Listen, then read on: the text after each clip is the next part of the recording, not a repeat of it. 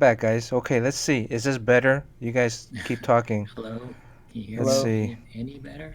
Testing. 1, 2, 7, 10, 13. We might have to redo this whole thing. Oh, it's all good. Someone says it's all good. Much Much better. better. Clean audio. Okay, all Yeah. right. Hey, Great. Good very job, cool.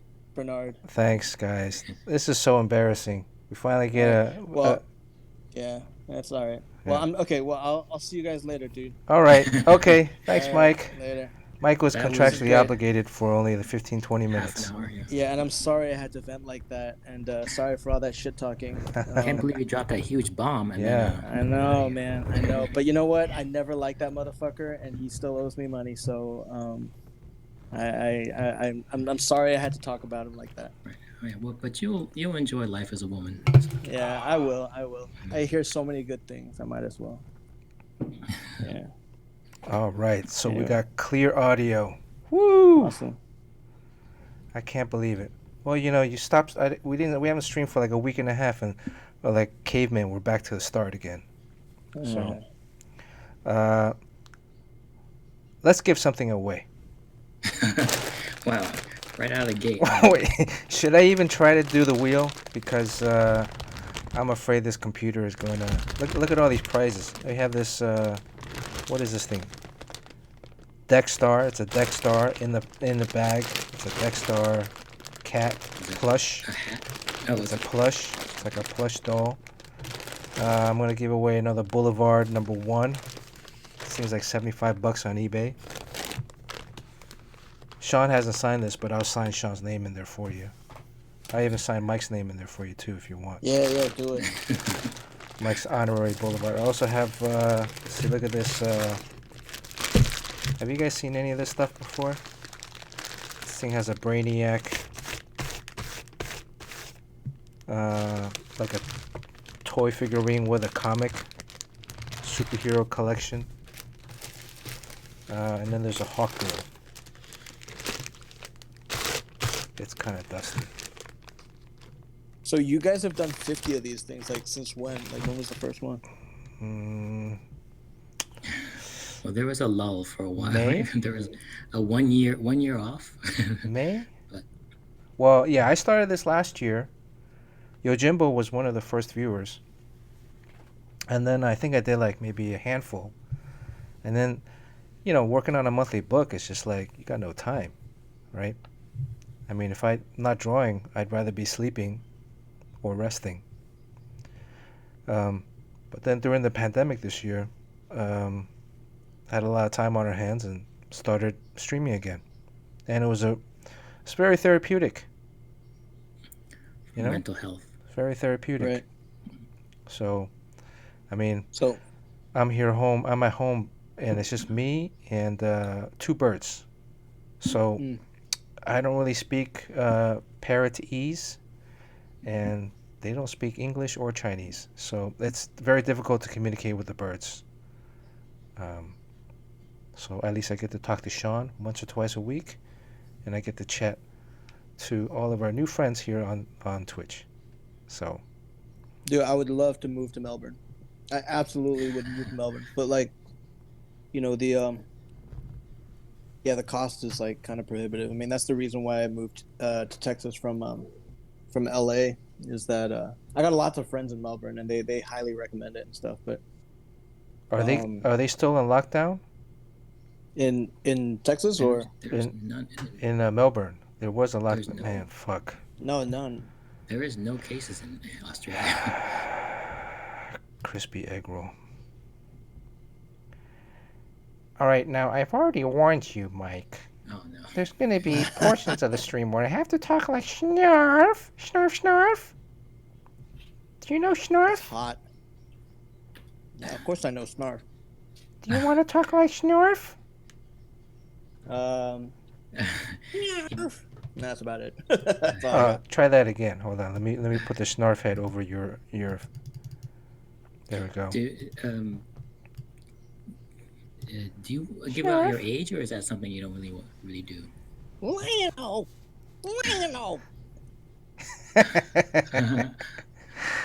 There, and Sean can be tweaky. Oh, I'll be tweaky. Are you talking about my age? Yeah, I was wondering if that's something you you Oh, would I'm definitely. 42. I have no Okay. qualms about that. I've Beady been beady doing this beady. for like I've been drawing for like yeah, I do not give a shit about that. It's one of those things where I think age is like such a I just so like on Instagram I post a lot of like just like thought diarrhea, and you know, one of the things I posted was that it really is just like testing like I had 13 something thousand followers when I decided to go private, and then since then I've lost like 1,000 followers just because of my bullshit, and I'm just trying to see who stays with me or not. um so like, but everything I post is still honest, you know. And one of the things I posted was that, you know, I thought about it, and you know, probably on the toilet, but you know, I thought about it, and like a 15-year, you know, we see prodigies and shit, you know, and like people who are like 15 or in high school and stuff, and they draw so well or they paint so well, and I'm kind of like, you know, at this point, do you know who Danny Almonte is? No. I don't. He was that little leaguer who was like Oh kicking yes. everyone's ass, Right. but like no one knows who the fuck he is. And like you know, we see this shit all the time. Like 8 years ago, who was that guy? Julian something, that one basketball player. Like, this was a middle schooler, and he was so good. He was like on, like, there were TV, like news articles about him, and like TV spots about him. And you know, his dad was like trying to push him into basketball, him and his sister. And he was really good. He had an attitude. Oh Like, he yeah, was I very know. He like a really short guy, exactly. right? I mean, Yeah. like, there's footage of him playing against Yeah. Lamelo and stuff. And he's talking a lot And of trash. he's talking a lot of Right. shit, but like people were always like, you know, oh shit, he's like gonna be one and done. He's gonna be an all-star and stuff. But the fucking guy never grew above 4'2". You know what I mean? And I think that's the thing. It's like the thing that I keep saying is like life is so long. Julian Newman, there it is. Yep. Julian Uh, Newman, Snarf. yeah, his life is like life is so long, and there's always time to succeed, and there's always time to fail. And who knows? Like Julian Peterson might not cut it as a basketball player, but you know, he might become like someone really influential some other way. You know, he might be a politician, or he might whatever. But like, you know, it's just, you know, the way that I say it is that a 15-year-old prodigy has as much chance of having a 30-year artist a career as an artist as a 50-year-old bored person. You know what I mean? Like bored person who just wants to take up painting, like Gauguin did. You know, I think Gauguin. I don't know, but you know, it's like that. I think like, just, you know, potential doesn't mean shit. Like, anyway, that's my thought on that. I Yeah, don't even know how that's I a good started point. talking about that. Yeah, that's a good point, though. Yeah, and people are always saying that life is too short, and their kids they're all too impatient. But especially mastering comics is like a really long term kind of thing. It's just basically plugging away. It doesn't Yeah, almost doesn't what does matter that where you even start out. mean, man? What does that even mean, like mastering comics? I mean, people talk Yeah, about like breaking in and shit, and the thing that I keep telling people is like, yeah, as much as you think breaking in is hard, man, staying in is like a yeah, thousand times harder. I mean, yeah, you think you want to get into comics now, you're gonna want to get out just as fast, like if the conditions are difficult enough for you. You know, like Wally Wood, you know, his whole thing about, if I could do it again, I would not be a comic book artist. It's like that. So, you know, you just never know. That's a good Man, point. grit, absolutely. Yeah, I agree. But man, I like Duckworth. I think she's great. But I also think there's a lot of Malcolm Gladwell in her writing, and that it's very like nice little tidbits of, you know, thought, and it's like, oh, that's pretty deep, and then it's not really. But anyway, yeah. yeah. But you know, that's basically what I do too. So whatever. But at least, you know, I'm not trying to sell something. I'm just being honest, basically. Yeah, a lot of there's a lot of truth bombs on your Instagram, and for social media, I can imagine that it could ruffle a few feathers.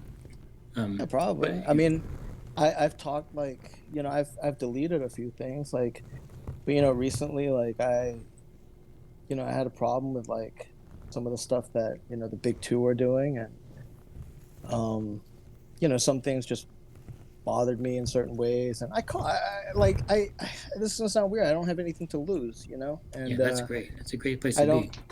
It's one of those things where I tell myself I don't have anything to lose, but of course I do. If like I don't get work or something, then shit, I'm gonna fucking starve. But I think that's the thing. It's like I don't like to find myself dependent on the whims of a few people, let alone like no offense to anybody else, but like fans.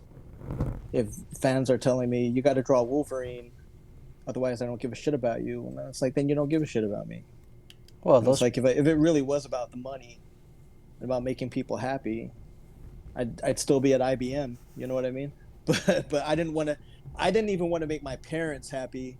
So why the fuck would I care about you know some executives or some fan who basically tells me that I should get my hands cut off if I draw Wolverine too good looking or too tall or some shit. You know what I mean? hmm, it's Yeah, it's becoming very a refreshing. it's a very different uh, climate out there compared to when we first started out. Uh, there's a lot of different expectations, but even when you're talking about corporate, you're only really beholden to, or I guess it's whoever's in charge at some point.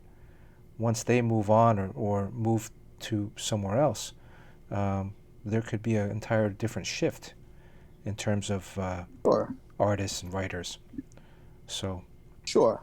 Yeah. So I think in that regard, yeah. I mean, like I guess if you quote unquote burn bridges, the destination of the bridges kind of changes, so you build new ones, I suppose. But I think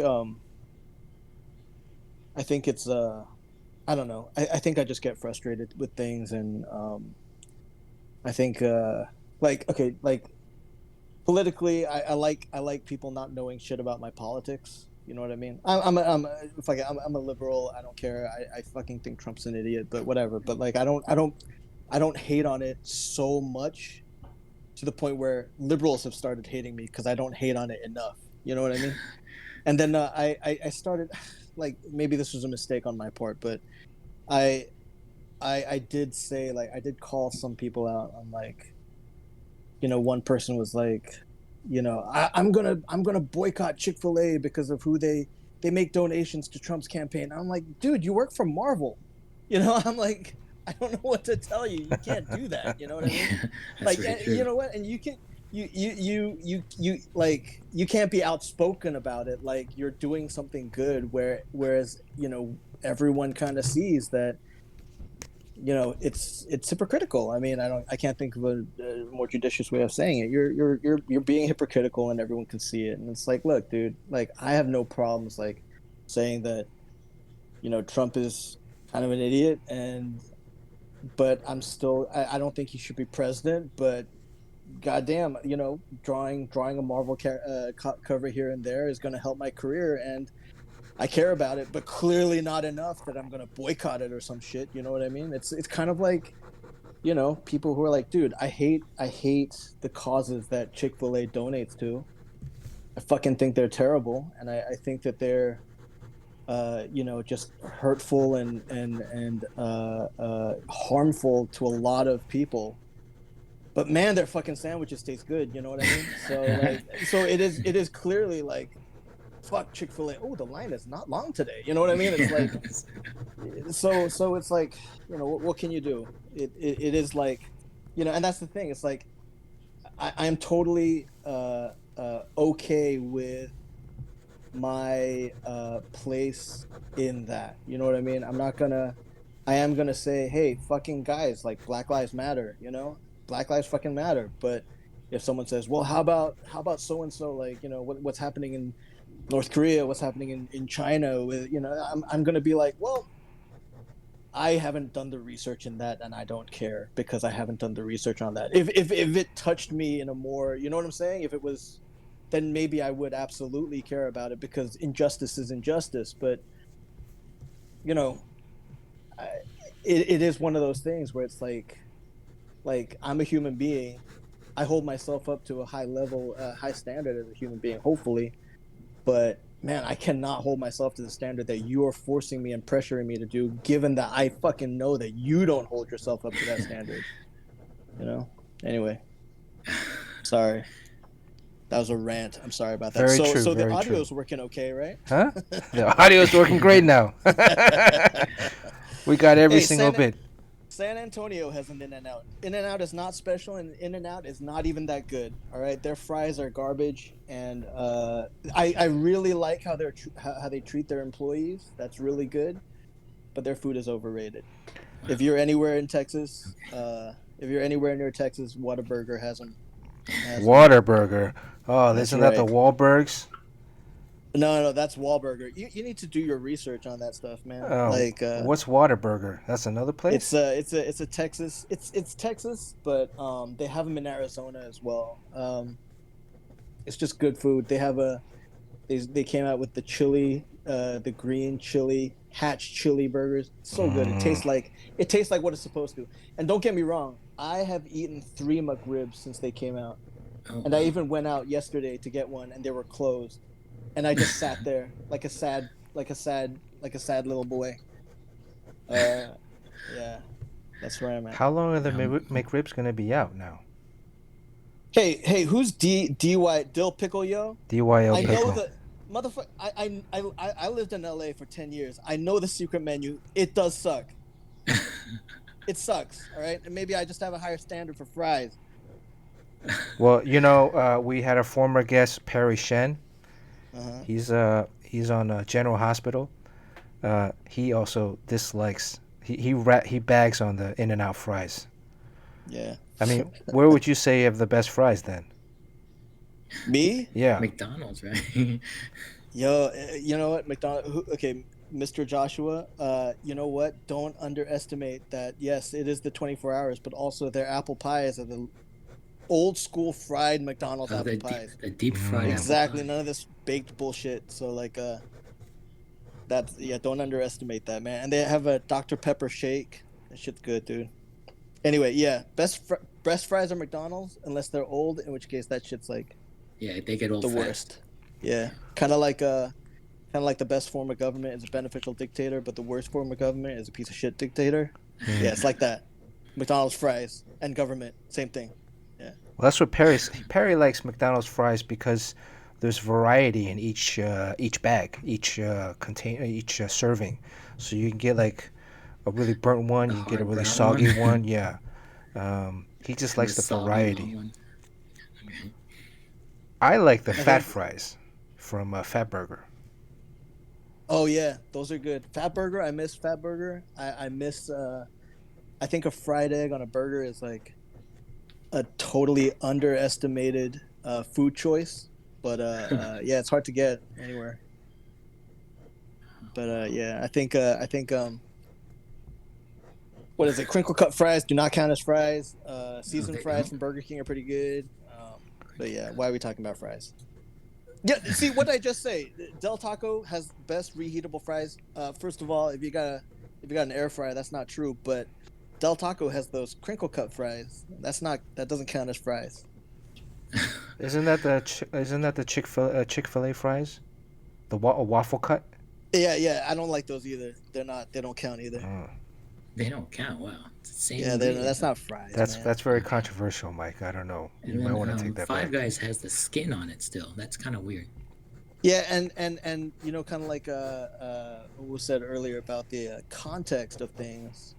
Yeah, the fact that Whataburger is 24 hours is good. The fact that Five Guys makes it a point to make it seem like they give you way more than you paid for it. That's Right. also like a good thing. Yeah. Yeah, because they toss a little bit into the bag. Yeah, Like they they start missed the. pouring fries into the bag. Yeah, Yeah. I like that. That's customer service. That's like Yeah. that's like when you're doing a commission and you like put a little extra ink work on it. I mean, You put the splatter on it and everyone loves it. right, like, the yeah, splatter. Although Right. I still contest. Uh, it's not a customer service artwork, right? We're not providing What? customer service when we're doing Oh, you're commissions. like a fine restaurant, right? You order off the menu, right? No, we're like an artist. Yeah. But yeah, Anyways, none of these. I'm lactose intolerant, or I don't like onions. Hey, you order know off the what? menu. Comic book artists, I gotta tell you this, man. I just posted this fucking shit on my Instagram too, and If you don't follow me on Instagram, I'm sorry, but yeah, You'll miss all the sorry. highlights. I'm not Michael Cho. I'm not Mike Michael Cho, who's a great guy, but like I'm not Michael Cho. Who's Michael But Cho? Michael Cho, Mike Cho, he does this very graphic. It's somehow both painterly and so graphic. Oh, It's kind of got this old school but still really modern feel to it. He's really good. I love his shit, and he's a basketball fan, so oh yeah. I love that guy. Yeah, he's great. He's in Toronto, so he likes the Raptors, which I still don't think is a real basketball team. But It's what are you Tampa gonna Bay do? this year. Yeah, exactly. The Tampa Bay Raptors. Yeah. We just lost Um. Sean. We just lost Sean. Hold on, Sean, you Oh, still okay. there? Well, let's talk Oh, basketball then. Yeah, yeah. If he's not here anyway, James Harden personally killed the NBA for me. So whatever. Uh, Yeah. the Heat, the But Heat, yeah, the Heat would have won the NBA title if had not for Bam and the Dragon going down. yeah. I agree. I agree with that to a large extent. I don't know, but I do think that that was kind of like lightning in a bottle. I think they had a lot to prove. But you know that I have two. That's not fucking true. I've got a lot of basketball jerseys, but I instantly had to buy a Jimmy Butler Minnesota jersey. Mm, Not because of the Heat, but because Jimmy Butler. And it's like, that's right. You're yeah, wearing that. Yeah, you have that on your Instagram. yeah. It's the one pick. Yeah, I went to Galveston with my family. Uh, yeah, Galveston. yeah, yeah. I lived in Texas for one summer Oh yeah. in Port Alto, right on the coast, right on the coast. Hold on a second. No, Roy Batty, like tears in the rain, motherfucker. No, I don't hate the Raptors because of Kawhi. I hate Kawhi, or I hate his uncle. That's what it is. That's the only thing Oh, that I who's care his about. uncle? So, he's kind of his the Kawhi whisperer, Oh, and okay. I put the blame on him for what happened in San Antonio, and apparently probably what's happening in LA right now. But Oh, that's what are you gonna right. do? Uncle Dennis, yeah, exactly, yeah. But man, that fucking shot against Philly was really cool. Yeah. Anyway, sorry. Mike, do you play basketball? I used to. I tore my ACL twice because of that. The same knee But or both knees? yeah, same knee. Oh, did you Yeah. did you get ACL reconstruction? Yeah. So I tore my ACL playing when I was 20, and it just so happened. So I tried out for football at UT at Texas. Yeah. And because I tried out, because you have to do all the paperwork, you're officially on the team, you know. Oh, And I tore my ACL on school grounds, so my surgery was free, and my nice. rehab was covered by the school insurance. So that was really cool. That was fortunate. Um, and then apparently I tore it again. Like, so I was that was when I was 20. So after I had my son, I was 40, and we just moved to LA, and I was picking up my fucking son, my lovely fucking son, and I just felt a pop in my knee, and Wow. I thought it was a like it wouldn't extend past a certain point, and turns out I did damage to a meniscus a long time ago, but I re-damaged that. But while they were doing the MRI, they saw that, oh yeah, you don't have your ACL there anymore. Oh, It was torn a long time ago. It was just a wreck, so I got ACL surgery again, and yeah. wow. We have more in common than I knew. At first, I was just gonna say Mike and I are the only two Asian American comic book artists that is able to grow facial hair. Sorry, Sean. But now we both have ACL stories. Yeah, yeah. Like I was talking about that stuff with Paul Jenkins. He did all kinds of crazy shit to his knee. Like who was it? Who was it here? Blues Boy. Yeah. Yeah, like tearing. If you tear all your ligaments in your knee, that basically means that the only thing keeping your leg attached to your body is the skin. You know what I mean? So yeah, that sucks. Now let me ask you: when you go downstairs, like for Uh-huh. me, I've torn ACL on my right and left knee, so both Uh-huh. knees have surgically reconstructed knees. Yeah. but because there was a period of time after the injury that I didn't, there was a period I had HMO at one time, so it took me like 8 to 9 months before they even approved the surgery. Right. At which point I said, fuck it, I switched to PPO so I could select my own surgeon. Right. But there was a period of time where, it was already torn and I didn't, but going downstairs, my knee would hyperextend. So that memory has stayed with me. So now every time I walk downstairs, I walk down one step at a time. Yeah. No, I feel the same way. First of all, like my leg is actually like a half inch shorter than it was before. So it's actually causing problems in my other leg. But yeah, I do go upstairs like with my favoring my stronger leg, you know, and people think like, if you've had surgery on your leg, it's the leg going down that is the one that is impacted. It's actually the one that's still on the previous stair that's impacted because that's holding your weight in a weird angle. Right. So it definitely has, impacted all of that stuff. And James Cole Comics, no NBA team is going to sign Jeremy Lin. It's tough. That's a tough reality. Yeah. They were saying maybe the Warriors at first, but I feel for him, man. He it's more of that stuff of like life being long and like I mean fucking Doug Peterson might lose his job. He's the Philadelphia Eagles coach. Yep. I mean, he might lose his job, but legit 2 years ago, he was holding up the Super Bowl trophy. You know what I mean? Yep. So, yeah, life is long. So when people ask stuff like, what does it take to break into comics? It really is like, man, breaking in is just the start. I have this theory. I don't play fantasy basketball, but I have a theory which is basically that don't draft any rookie that cries when he's drafted. You know what I mean? Why? Like if you see a rookie who's like like a guy who cries when he's drafted, that means that was his major goal. You know what I mean? Like that was his goal. That was his dream. All right, and I want to see the fucking guy who's like, well, this is the start. Time to get to fucking work.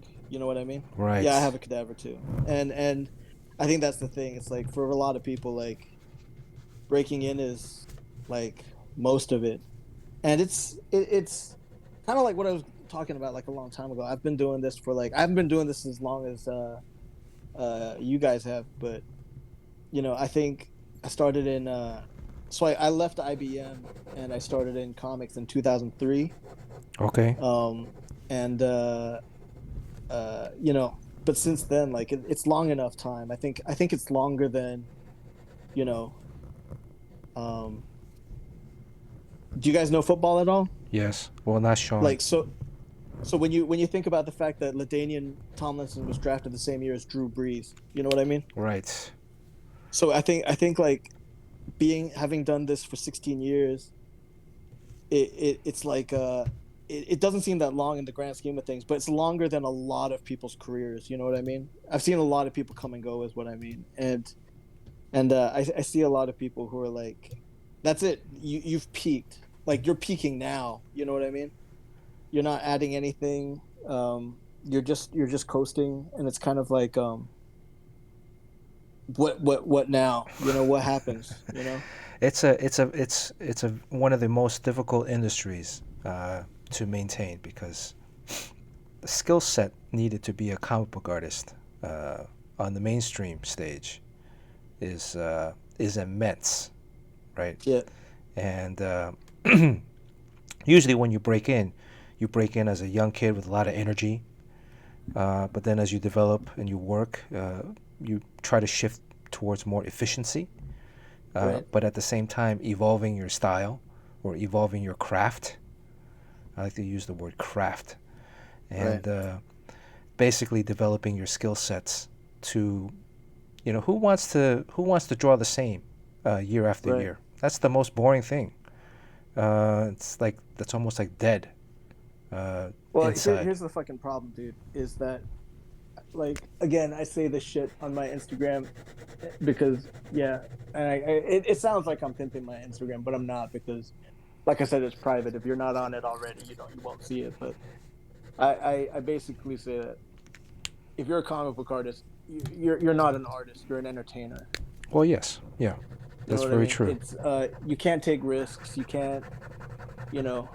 So I think in that regard, it's like it's different. I think it's just like, yeah, you're right. Like longevity is such a weird thing that when uh when like people ask like, what does a comic book artist make? I say the canned response of, look, man, if you're an established comic book artist, it's easier for you to make $5,000 in 3 days. Fuck it, it's easier for you to make $5,000 in, sorry, it's easier for you to make $10,000 in 7 days than it is for you to make $100,000 in a year. And that is, wait, sorry, that's easier than making $100,000 in a year, and making $100,000 in a year is infinitely easier than averaging $30,000 over 40 years. Do you know what I'm saying? Mm-hmm. A lot of people are super like confused by what the fuck I mean by that, but like to have even a career of 40 years where you're year in and year out making enough to sustain yourself is so incredibly hard compared to like just how the fuck do I make $10,000 in a week? Like we know people who do that at conventions. You know what I mean? Yeah, the convention, and that's Right. especially this year, having that kind of cut off Right. as a source of revenue. It's Yeah. No, it's well, rough. at the same time, also to be able to work on a monthly book, right, which would get you to that six-figure year annual salary rate, Right. um, consumes so much time that if you were to also go to shows to make that quick cash, uh, Yeah. it is the two are very difficult to balance at the same time. Yeah. So For you find sure. a lot of people that are doing a lot of work at shows aren't necessarily guys that are drawing monthly books, and then because Right. a lot of guys that are drawing monthly books can't go to every show, can't go to a show once a month. They have to Yeah. be very Yeah. selective. But you do also like find people who like try to burn that candle at both ends. And it is one of those like, man, you see people burn out so quick. And I'm done doing conventions. I haven't done a convention in like definitely since I had kids. I haven't worked a convention in, I want to say, like 6 years. Yeah. Yeah, yeah, I have just no desire to do conventions. Like I go to them as a fan, like fucking year in and year out. Like if you ask me like what I miss most about 2020 is probably like, San Diego Comic-Con. And I drove with my kid to Chicago from Texas just to go to Chicago Comic-Con. And Wow. we drive to San Diego every year just to go to Comic-Con. I mean, my kid, before he was a year and a half, he'd already been to two. Like he went to his first Comic-Con, San Diego Comic-Con, when he was 6 weeks old.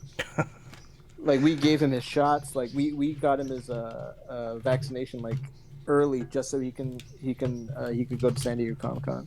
Was that the year you guys dressed up as wrestlers, or That was LA Comic-Con. that was LA Comic Con? Oh, Yeah, that's when he was still a baby then.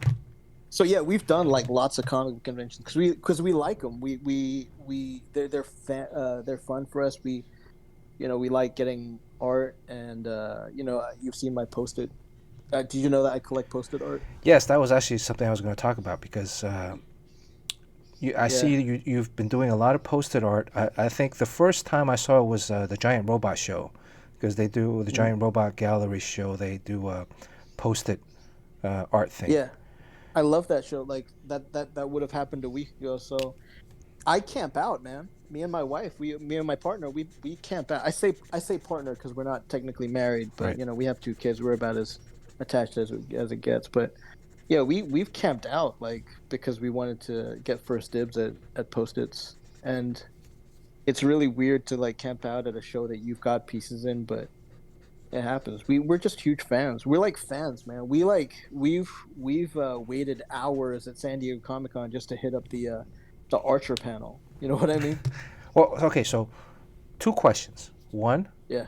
uh, what's your prized if someone's going to ask you what's your prized post-it, since you a big fan of that. The prized piece or pieces from different artists. And then B, drawing wise, from an artistic standpoint, do you find it more difficult, harder to draw in that smaller size versus, back when you're drawing comics, it's 11 by 17 or whatever, or larger scale? Because I noticed, like, on your YouTube channel, you're drawing, those are Post-its, right? Yeah. And the other amazing thing, too, about, well, I say amazing because there are so many artists out there that project or trace, that only show artwork that already has the pencil lines on it. So then they're just really going in and embellishing. But on your YouTube channel, you're showing stuff from scratch, that you're drawing from scratch. Yeah. That then the final piece is, I don't want to use the term photorealistic. Oh, and then I destroy it. No, but I'm just saying, like. No, but I do. Well, like if you like look at the YouTube videos on all of them, I just tear it up at the very end of it. Wow. Okay. But it's, what, it's performative, man. It's totally performative. Like I'd love to say that there is some philosophical reasoning to it, which is basically like, I'm a believer that if you can't reproduce it, it was never your skill to begin with. You know what I mean? Mm-hmm. But like it was, if you're relying on happy accidents to create something good, then you're not a good artist. But like, it's also performative. Let's face it. I mean, like, my mom and dad, like, they kind of sort of respect what I do now, but they're not impressed. What they're impressed by is someone who can draw Bruce Lee upside down, and then you put it, like in 15 seconds. The guys splashing the way. Exactly, and they do like wushu to like spray paint. That's the shit that they're impressed with. You know what I mean? Right. So like it's kind of like that. It's like, let's face it, man. Like, I'm not on YouTube trying to say like, and this is what my heart is. This is my struggle as a parent too. It's nothing like that. It's just like basically like, hey, look what I can do next. Because I know the attention span that most people have. So it's kind of like that. So favorite piece that you have? I have 4 pieces by James Jean. Oh wow. Those are probably pretty high up there. Doesn't James Jean live near that giant robot store? I don't know where he lives. No, he lives on the west side. No, he doesn't. But he does do pieces for that. I think the cool thing. So what they do with James's stuff, right, is they don't advertise that he's doing stuff for the show, right? Right. So what they do is they put up all the pieces, and we're talking about thousands of pieces of Post-its all up on the wall, right? If you've seen what it looks like, it's really super impressive. It's like they almost look like bathroom tiles. There's just so many of them. Right. And what you do is at noon you can go in, and anyone can come in, like whether you've waited outside overnight or whatever or not. You're allowed to go in and check out the entire walls and just see everyone's pieces of art. And I have a few from like Audrey Kawasaki. I've got some from Jim Lee. In fact, I have a Post-it that Jim penciled, and I asked Scott to ink it, and he inked it for free, which is amazing. He said it was a birthday present from my son. But you know the comic book community. It's very tight and very generous. Right. Like I told Eduardo Riso that so my firstborn son's, his name's Wiley, and he's named after Wiley Times from 100 Bullets. Because it wasn't even my idea; it's my partner's idea. Because we had a short list of names, and then she read 100 Bullets when she was 8.5 months pregnant, and then Wiley became the name, and his middle name is Megatron. So that's right. Yeah, his middle name is Megatron. My second son's middle name is Tyrannosaurus. Wow. We're just really dumb parents. But Sean has 2 kids. Sean, do your kids have any cool names? Oh, My son's name is Travis after Travis Sherris. Yeah. Get out. Yeah. Yeah. Yeah, I'm such a nerd. Yeah. When Frank Welker becomes Leonard Nimoy, Yojimbo. Anyway. Uh, uh anyway. Oh, about the post-it notes, I mean, the Yeah. paper is not that great. So when you do graphite on it, can you actually build it up to get all the tonal range you want? It's hard. It's hard, but like it's not a bad paper. Like computer paper would be worse in my opinion. Anyway, sorry. Let me get back to James Jean. Is that you see the wall full of things, and what they do is they close it up, right? They close up after everyone's seen every piece of post-it note, Right. with all these amazing artists. James Jean's piece is not up there, right? Mm. And what they do is then they close it up, and they finalize, how people are going to do it, and then what they do is at that time while the store is closed, they put up James Jean's post-it. So you have And this like a hunt. You gotta find it. exactly. So and then they start letting people in. So it's like a hunt, you know, sometimes it looks like James's work, and sometimes it doesn't. And quite often, it does not look like his work. But yeah, I've gotten it the last 4 years in a row. Okay. Is there a pattern to where they hide it? No, Is there... and he doesn't sign it either. Oh. So yeah, and in fact, the first time I went to the show, I actually saw the piece. I actually saw a piece that I really liked, and I decided not to buy it. And keep in mind that all these pieces are $25 each. Right. Same So price. if it's Jim Lee, it's $25. If it's just a random artist, it's $25. It doesn't matter, So I looked at it. I said, I really like it, but I'm gonna spend my $25 somewhere else. And it turns out that was the James Jean. So like, since then I've been on like kind of a tear of like trying to get the James Jean. Well, he doesn't anyway. sign it. Does he sign it after you buy it, or? Oh, it's signed on the back, and you Oh. can't see it. You can't see the back. Okay. Yeah. But yeah. So like anyway. So I got some of those. I got like 4 by Katsuya Terada. I got a few from him. I got some from Kim Jung-gi. There's just like all these great artists. Like Mahmoud Asrar did one. I like just off the top of my head. It really just comes down to like if I see an artist, I'll it's one of those weird things where it's like if it's a friend of mine and I happen to really like their work, I might ask for one, but I tend not to, Like if I see you guys at a show, I'm probably not going to ask you for one because I think you guys suck, but more because like it's because like I don't know, like I feel weird like asking a friend for it. And can you add to my art collection? Unless it's a trade, then we'll do a trade, but like I actually much prefer it when it's an artist that does not give a shit who I am, doesn't know me from Adam, and I just ask him like, I just legit just commissioned to do them. And anyway, that's the reason why, that's part of the reason. Alongside, like I said, I've waited for hours outside the Archer panel because we're huge fans of comic books, and that's something that we can do if we go to a convention as a fan.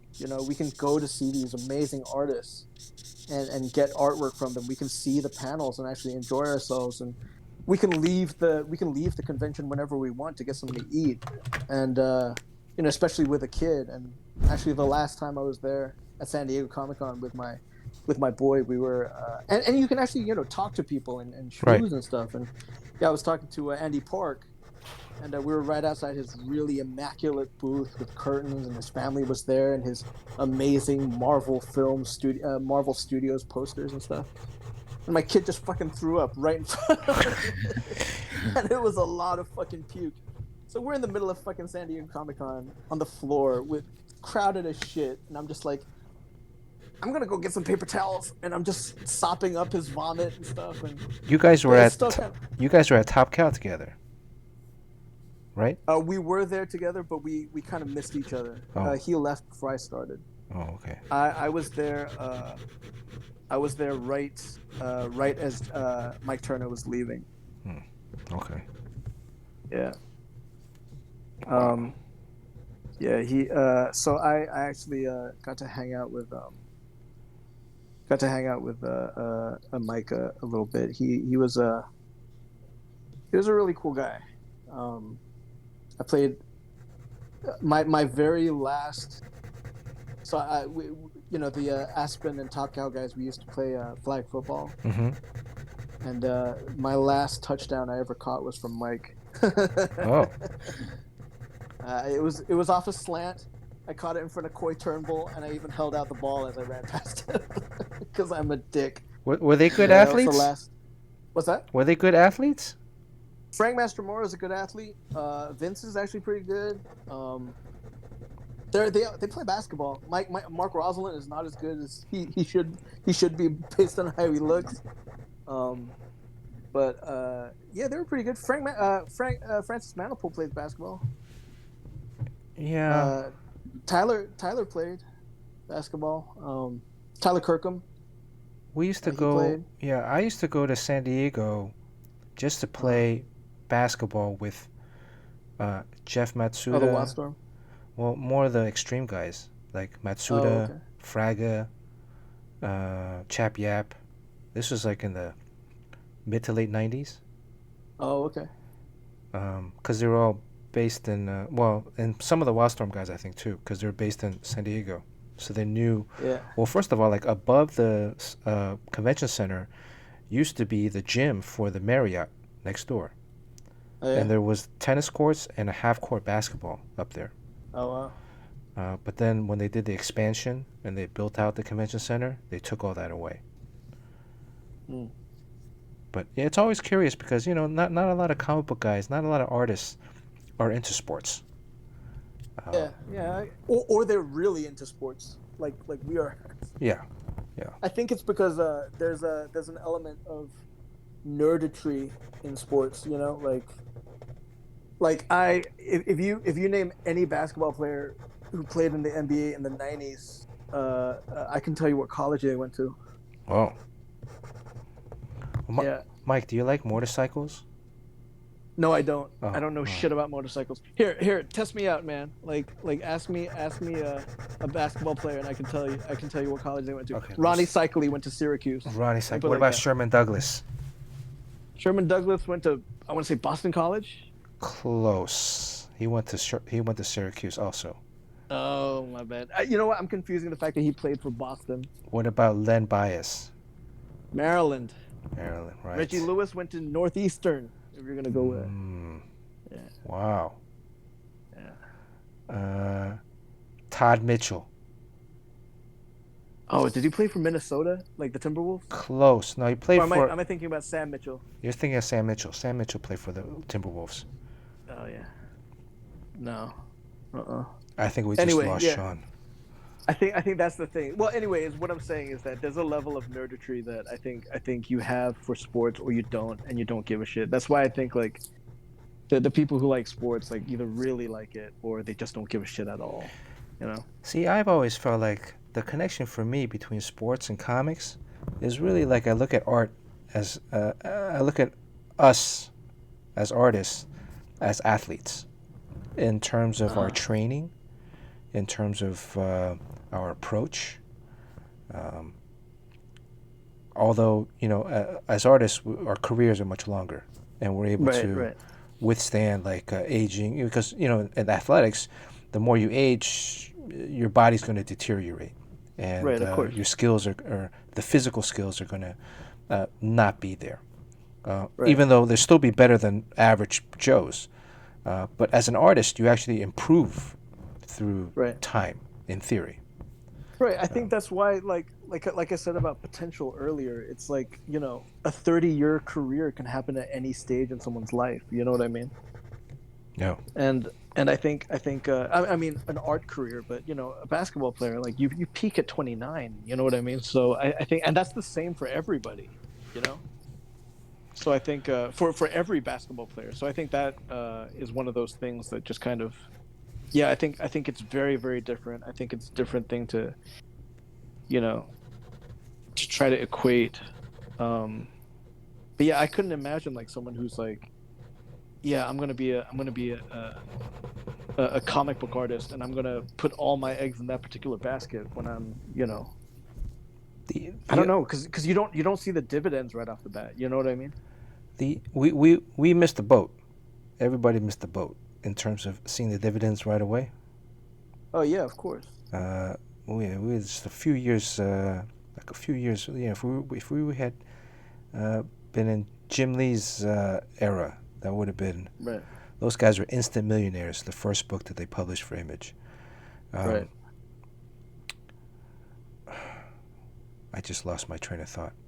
No, it's like that was though that was like lightning in a bottle, and it was much shorter than what people thought.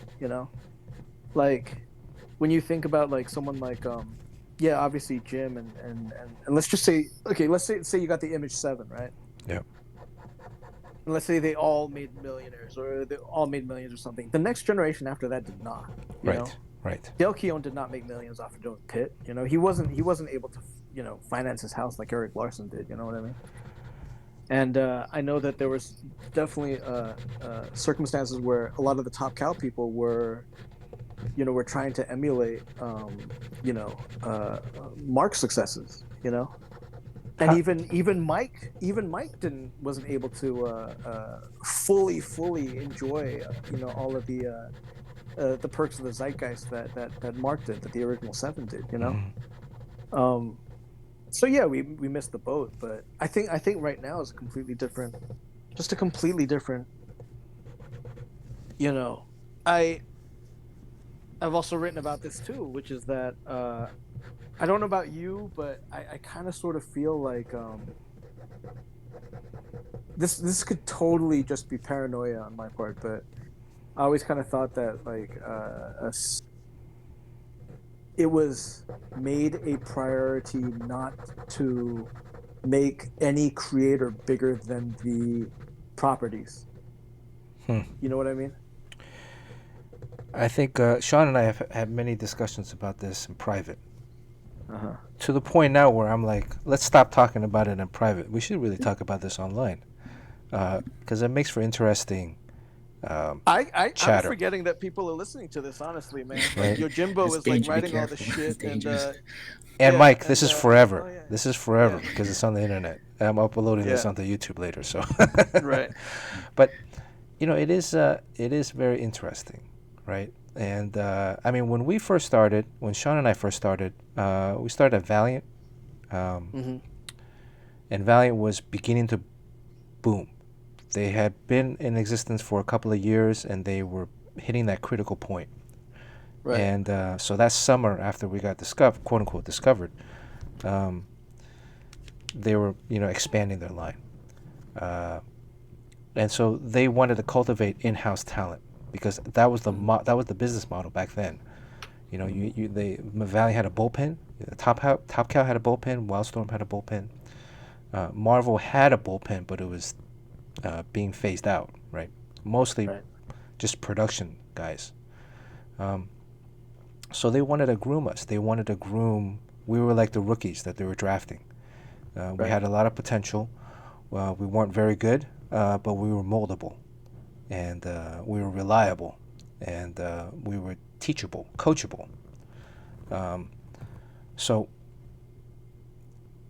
back then they wanted to kind of have these homegrown guys that they could, quote unquote, control, but also, maybe not pay as much as they would a seasoned veteran, um, and then kind of use that as a drive to fuel their lines. But it is true that a lot of days nowadays also, I mean, the industry has shifted too. Back at that time, the artists were really the drivers of the industry, and now it's mainly driven by writers.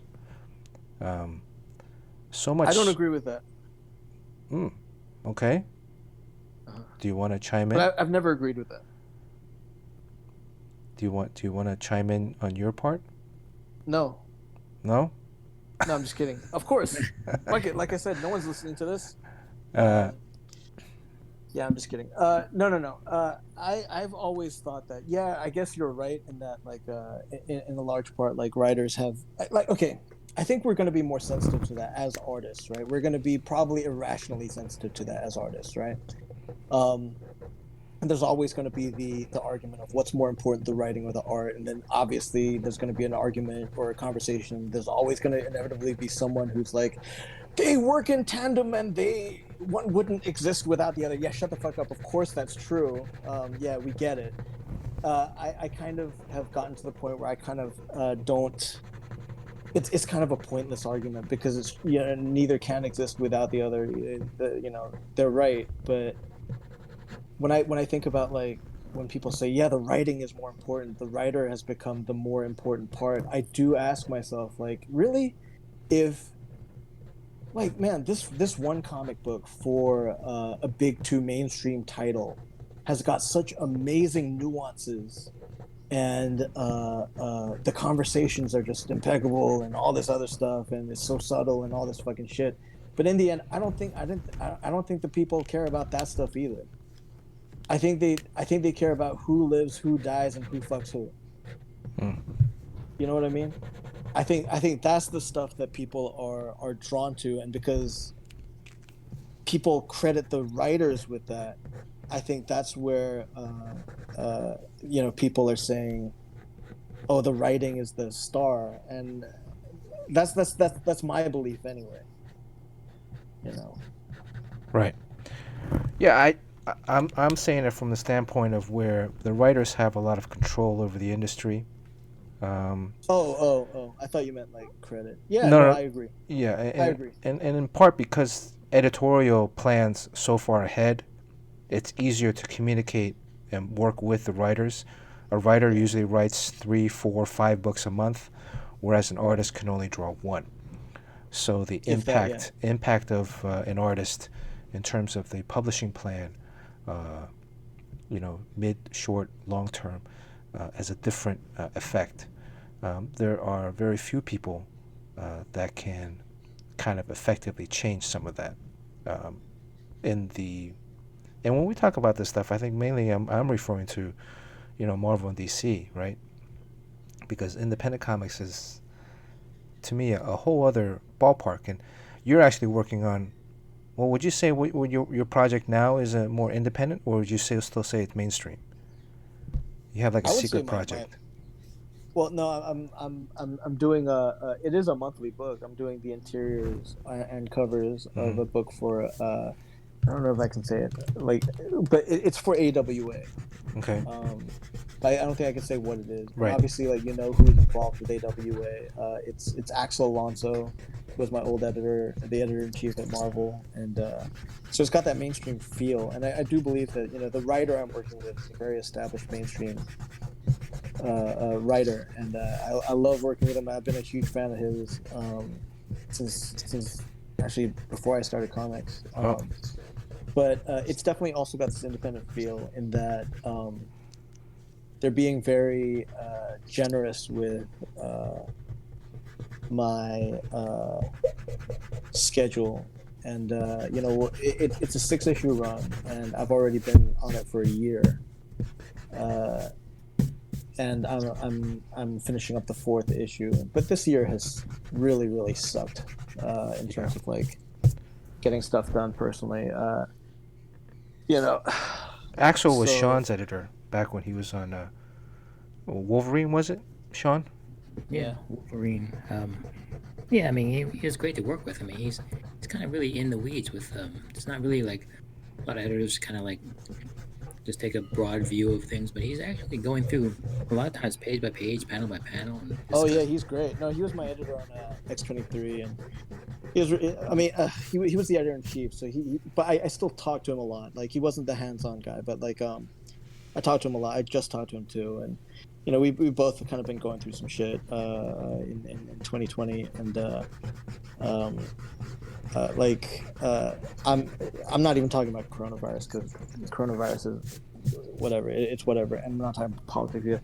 So my mom was diagnosed with cancer earlier in the year, and Oh. then my dad was diagnosed with motor neural disease. later in the year too. So 2020 has like sucked a lot of balls, and so that obviously has put work kind of on the back seat, and they've actually been really good with.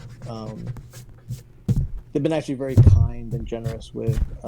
Look, we'll work around your schedule, and I understand that for an up and coming company, that's really difficult because you have you're living off of capital. You know what I'm saying? You don't have income coming in, and Yeah. I know that that's a particular situation that would not have. Uh, it's really fucking funny, dude. Like I am not a fan of doing interior comics anymore because well, here's the thing. Okay, I was fully I was fully like doing interiors until about 2010, and then the book that I was doing, I was going through my divorce, and then I took a long break after that, and then I decided, and that then I was on what is it, a 2-issue run on the Greg Pak Hulk. Hulk. Mm-hmm. What was it? What is it? The Yep. totally awesome Hulk. And I came in after Frank, and it was a 2-issue run. And in the middle of the second issue, my partner and I had a miscarriage. And then now during this fucking book, like fucking my parents, like all this shit, and it really is like, man, uh, every time like I do something interior wise, like I get my ass kicked, but like by life. But it really is one of those things. It's just kind of like, yeah, you got to roll with it, I guess. But anyway, I guess the bottom line is like, no, I don't consider this a mainstream book. I think it's I think it is an independent book, um, but with a lot of mainstream sensibilities, like a lot of the image books out there that are out there right now, Right. But What? in terms of like, how is it being made? Is it corporate driven? I don't think it is. Case in point, the fact that they're letting me like take my time on it. Where are your parents based? They're right here in San Antonio, man. Oh, okay. So that's good. Like tomorrow, tomorrow I'm taking my mom to her follow up for. So after her lung cancer surgery, she had a lobectomy. Taking her to a follow up for that tomorrow, and the day after that, I am taking my dad for a spinal MRI. So Wow. that's life, dude. And you have a kid too, so I on have top two of that. kids. Yeah, I have Oh, two wow. So kids. and they're at an age where they really need to be parented. So Well, the thing is also is that so my partner and I, we have this. Yeah, man, and this is the fucking reason I can't do interior art, man. Like doing interior art is when I was like hardcore interiors, like we were talking about 16-hour days. I mean, you guys both know Mm-hmm. that it's oh yeah. 16-hour days, and so I was with my fiance at the time, Sonia Obak. She was coloring all the stuff that I was drawing, and basically everything was done in our quote unquote home studio. And I'd draw, I'd finish the page, tag her, you know what I mean, and then Right. hand her the page, and she'd scan it and color it. And we called it the Lady Hawk schedule. Have you seen the movie Lady Hawk? Oh yeah. Yeah, You like pass for a very brief moment during the day. exactly, yeah, and that's how it was, and it's fucking hell, dude. And it's not hell while you're in it. It's only hell when you're out of it. And I'm not trying to make anyone feel bad, especially if you guys are on monthly books right now. But it was really rough. And so right now my schedule is such that uh, if I wake up on a Monday with the boys, they wake up at the same time every day at 8:30. One of us wakes up with them and has the boys like, makes their breakfast, and hangs out with them, plays with them, and then makes their lunch, and then puts them to their nap. And then when they wake up, the other partner comes in and you know takes has them for the day, and then makes their dinner, and then makes their snack, and then the other one gives them the shower, and then we both put them both to bed, and then we work the rest of the night because we're both freelancers. And Wow. so that's how we are able to kind of like split parenting 50-50. And it's not a situation where I wouldn't give up getting the chance to see my boys grow up for anything. If I had to pick between work and seeing my boys, I would take seeing my boys 100 times out of 100. Like fucking give me that choice, and I will take that. You know what I mean? Like Right. I like drawing, I like making art. Let me put this: I love making art. I love making art. It is absolutely a part of me, and I have to do it, and it's probably my sole means of expression and all this shit. But man, I live for my family, man. Like you know, I would I may die for art, but I would kill for my family. You know what I'm saying? Wow. So I wouldn't like I'm legit the happiest I've ever, everything with my parents aside, and just the stress of, oh yeah, there's a pandemic and all this shit that, whatever. But I'm the happiest I've ever been in my entire life. Um, but yeah, it's one of those things where when I think back to what life was like doing, having a career in comics, like trying to do monthly books, along with the pressures of like, like we talked about earlier, Bernard, about staying relevant, and you know, I don't know, man. There's like just enough shit to fuck you, um, in terms of like how would I put it? Like obviously there's the professional commitment. You have to you just do the fucking work, right? And I know that we like to think of ourselves as artists, and we are artists, but at the same time we are there to make a product, and it's a job, and all this other stuff. But then there's like the pressures of like, you know the fans who see it, and shit talkers, and criticisms, and people who say that you need to get your hands cut off, which I got very early on in my career, which was nice. And yeah, it's fucking. And to be completely honest, I'm gonna fucking say it. Uh, the reason I don't do conventions is the one shitty fan in 100. The one shitty fan in 100 that makes me feel like shit. And like I might sound like, you know like I'm weak or something. I don't care, but like I get depressed. I'm bipolar too, Oh, but like yeah. like like for me, depression doesn't come from like a lot of external factors, but like it's enough that like once I like just start to think, oh shit, this is my fucking life, it gets me in a hole. You know what I mean? It's very And difficult. I have bouts too where, uh, yeah, bipolar too. well, no, not bipolar, but like depressive behavior. Yeah. Even like drawing. Sometimes drawing is very painful to me. Mm. Uh, I enjoy drawing. Um, I, been drawing since I was a kid.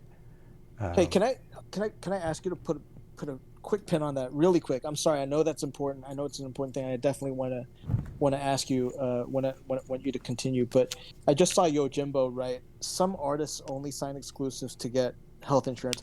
You guys have both been exclusives before, right? back at Yeah. Valiant. And at Yes. Marvel, I was for a while. Did either of you get health insurance? I did. I got a lot of, yeah, a good deal of health insurance. Mm-hmm.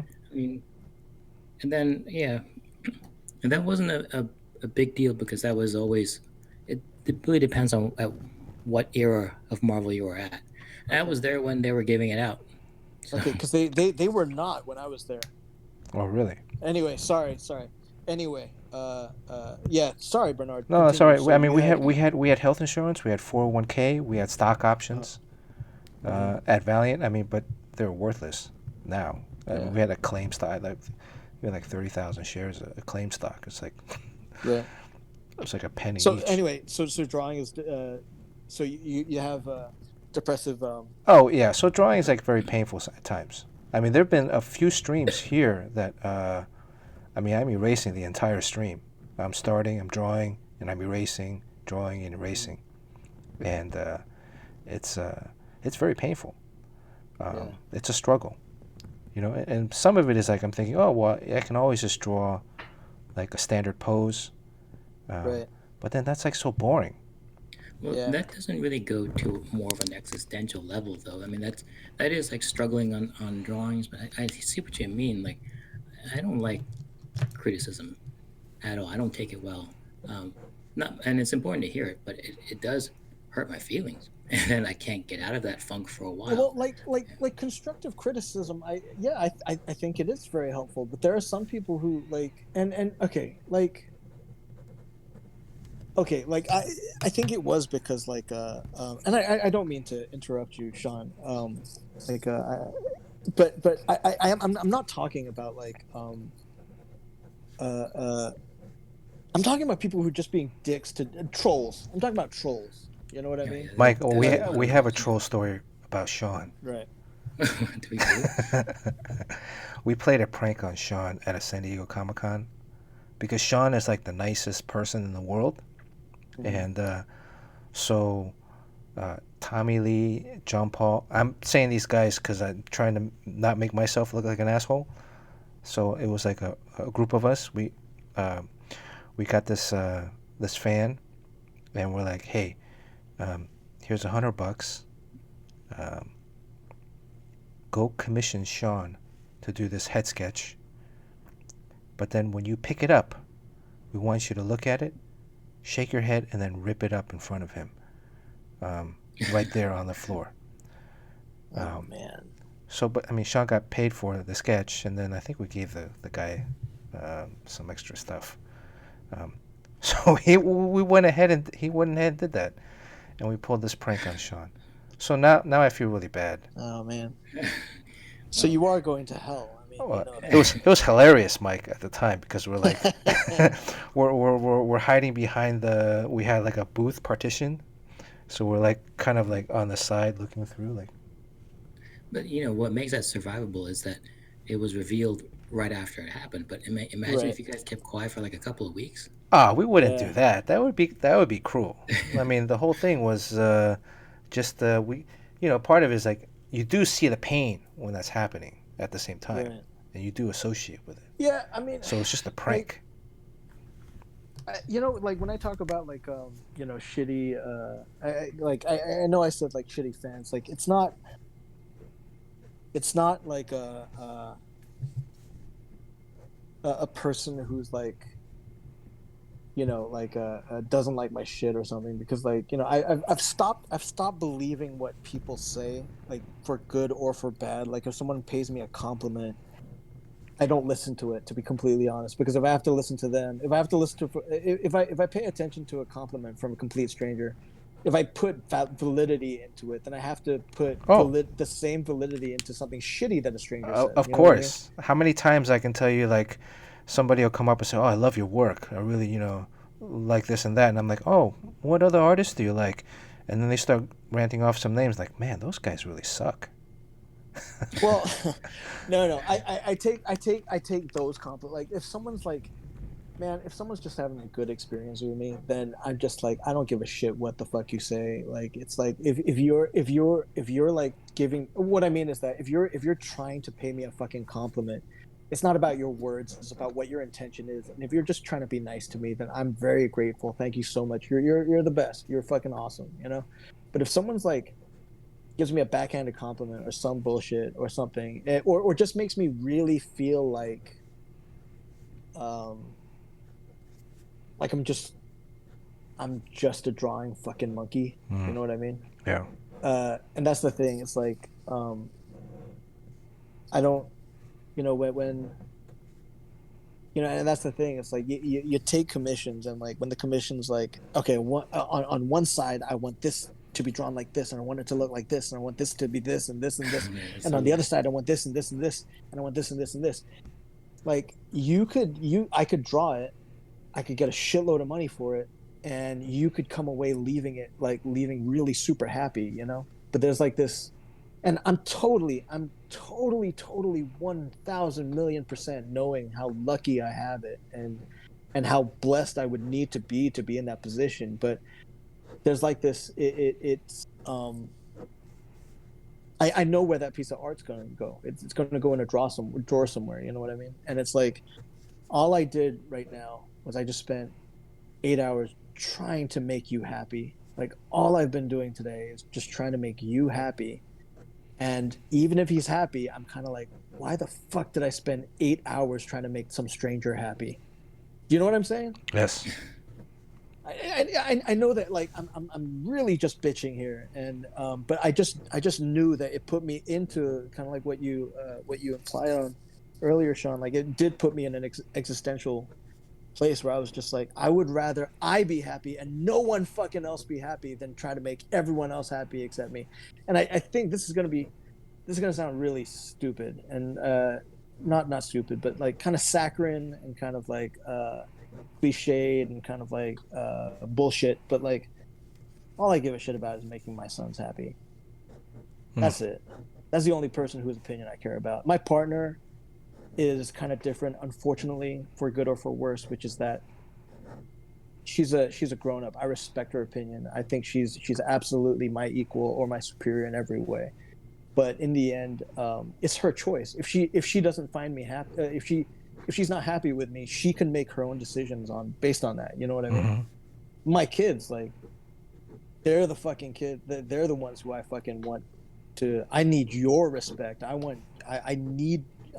live for your love and respect. You know. So, to be honest, like, no offense to any fans out there, but like, if you're a fan who I'm not gonna fucking spend 8 hours trying to make you fucking happy if I can't be happy too. You know what I mean? Mm-hmm. Sorry, man. I might have alienated a lot of people. And like you said, the internet's forever, so fuck it. I might have lost a lot of people here, but I think you're just being honest. And that's And that's a big part of your brand too. Right. I mean, hey, Yojimbo, I'm not putting the onus of like giving me a bad day on other people by calling them by saying that they're assholes, because a lot of times it's just like I believe in toxicity between people, and like obviously some people are just terrible fucking people, but sometimes like toxic relationships are between two people who are just absolutely normal, who just connect very badly. You know what I mean? And I think like in conventions, there have been people who have been absolutely fine that I've just had a bad response to. You know what I mean? And that's what I mean by like shitty fans. It's more shitty fan interactions to me personally. You know what I mean? So yeah, I'm not calling anyone an asshole. Sorry, but well, maybe we should just say shitty people. Shitty human fucking people. Yeah. Because there's also a lot of shitty creators, or you know.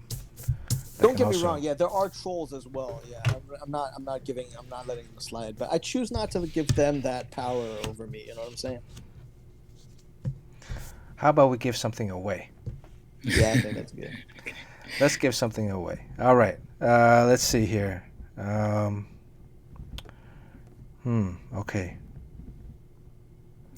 you're that CD player you're getting, or that kind of antiquated. Oh yes. CD player. Oh, I was like, Sean, thank you for reminding me. I'm not sure if that thing actually works anymore. Right? I mean, I think it still works. It's brand new. But do people still have the CDs? Though? It's a relic, so interesting.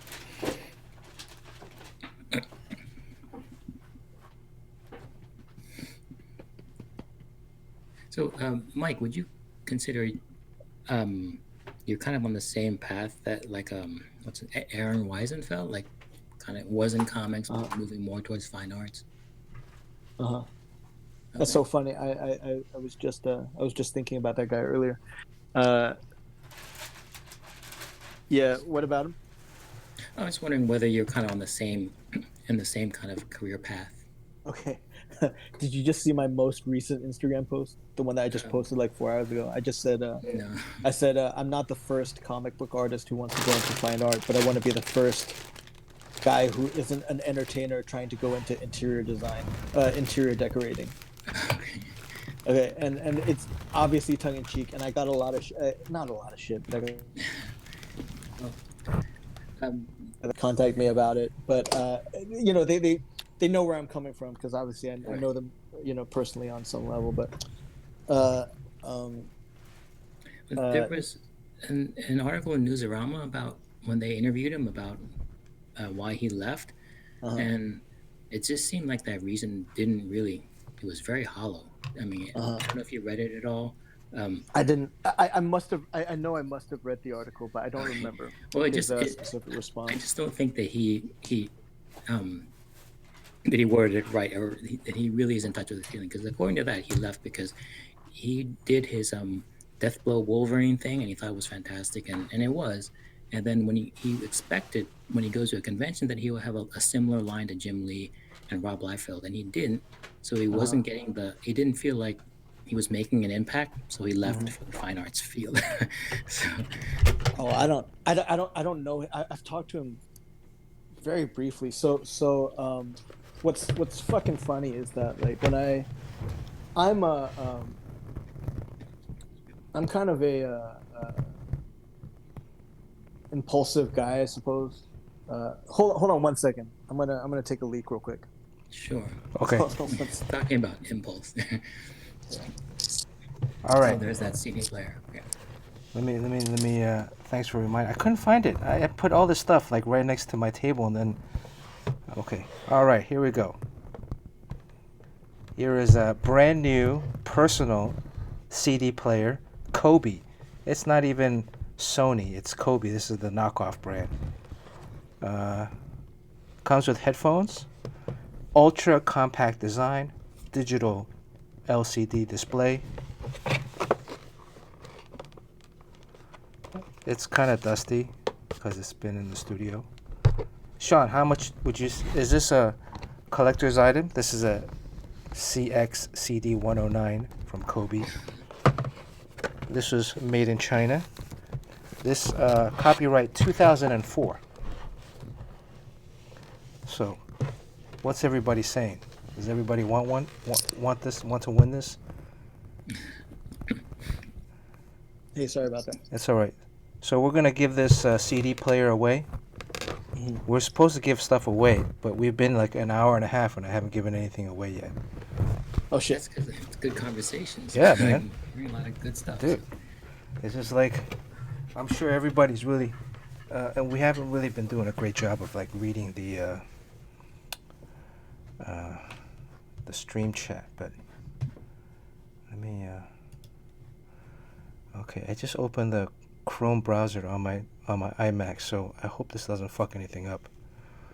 2004. 2004 CD. Do you still have CDs, Mike? I still have my Case Logic, man. Oh yeah. Do you listen to CDs or everything is straight? No. No. Okay. No, I don't stream either though. I buy things. I buy songs on iTunes and I listen to them there. Okay. Yeah, like you know how everyone's doing that thing of like my top artist on Spotify. I don't listen to Spotify. Okay. All right. Let me. But yes, I would love a CD thing. Okay. All right. Well, I'll give you a slice, so you have a chance to win this. All right.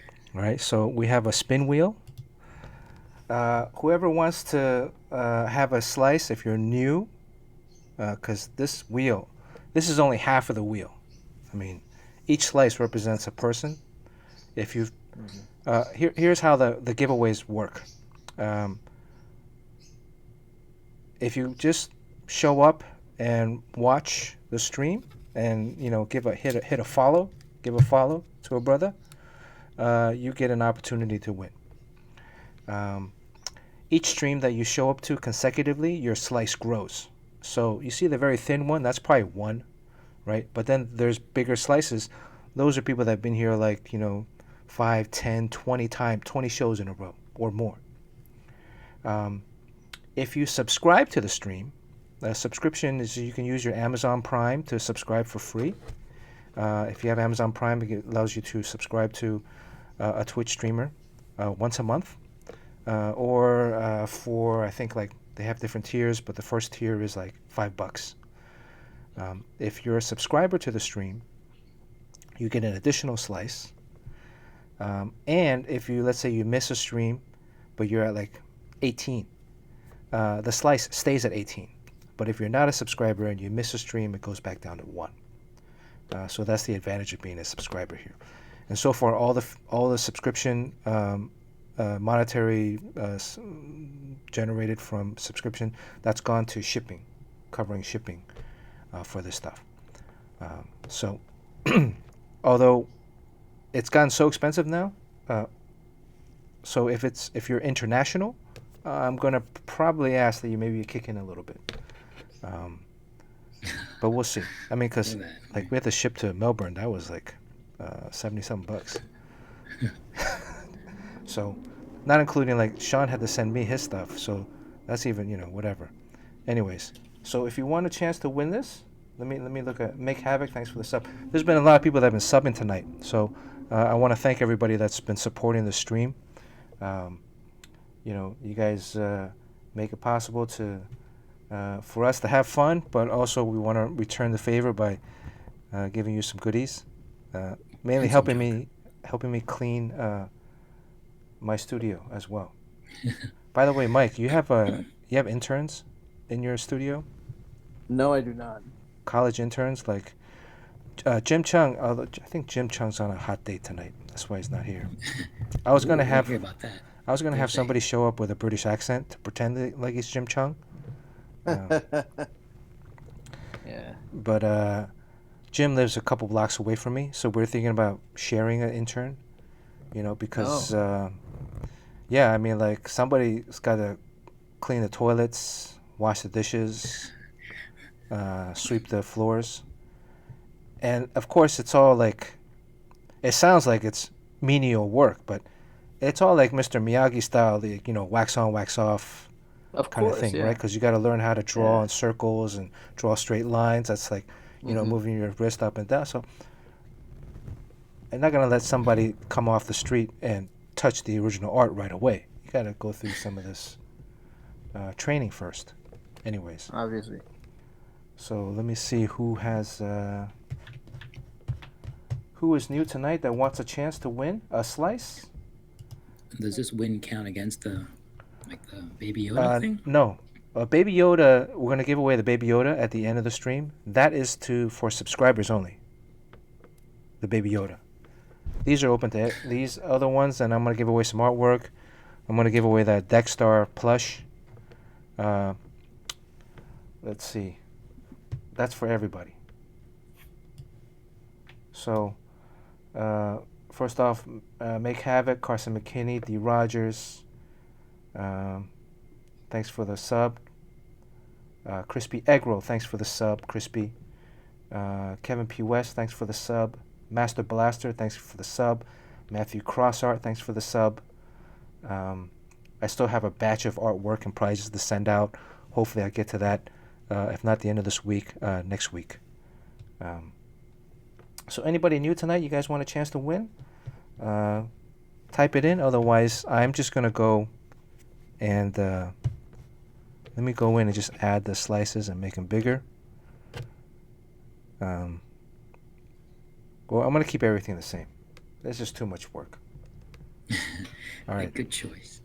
Okay. Spin that fucker. Spin the wheel. Oh, I'm gonna give Mike a slice. Yeah. And then your birds can poop on this too if they win. Yes. My birds, I have Beavis and Butthead. They're almost asleep now. They've been very quiet tonight. They have an option to win. They have a slice. If they win, whatever prize goes inside their bird cage, and they poop on it. So they could poop, but they wouldn't damage this because this has a plastic casing on it. You gotta take it out of the plastic. You want me to take it out of the plastic? Then I couldn't give it away again. I mean, I was thinking I can give it away like 2 weeks from now. We have a Christmas stream. I'll give it away in Christmas. Okay, all right. I'm just gonna spin. I think everybody Nick here has a question about your IG. Is it invite only? It's not technically invite only, but it's private, and I'm not adding anybody. All right. I just spun it. Let's see. It's an orange slice next to a blue slice. Bane Record. Didn't you? No. At Oh, one Lurky point- Lurk. Sorry. This is Lurky Lurk. That's Lurky Lurk. Lurky Lurk got it. Lurky Lurk, you are the new owner of this So now CD you just have to player. win a time machine. And you can use it. That's actually good because Lurky Lurk has. I have 2 T-shirts that I have to send out to Lurky Lurk, so I'll throw this in the same package. Sweet. Congratulations. I like the idea of a quick remark. Oh, Oh yeah, you want a remark on the? that sounds like work though. Yeah, that's work, Mike. Come on. So Then remember, I told you it was painful for me to draw.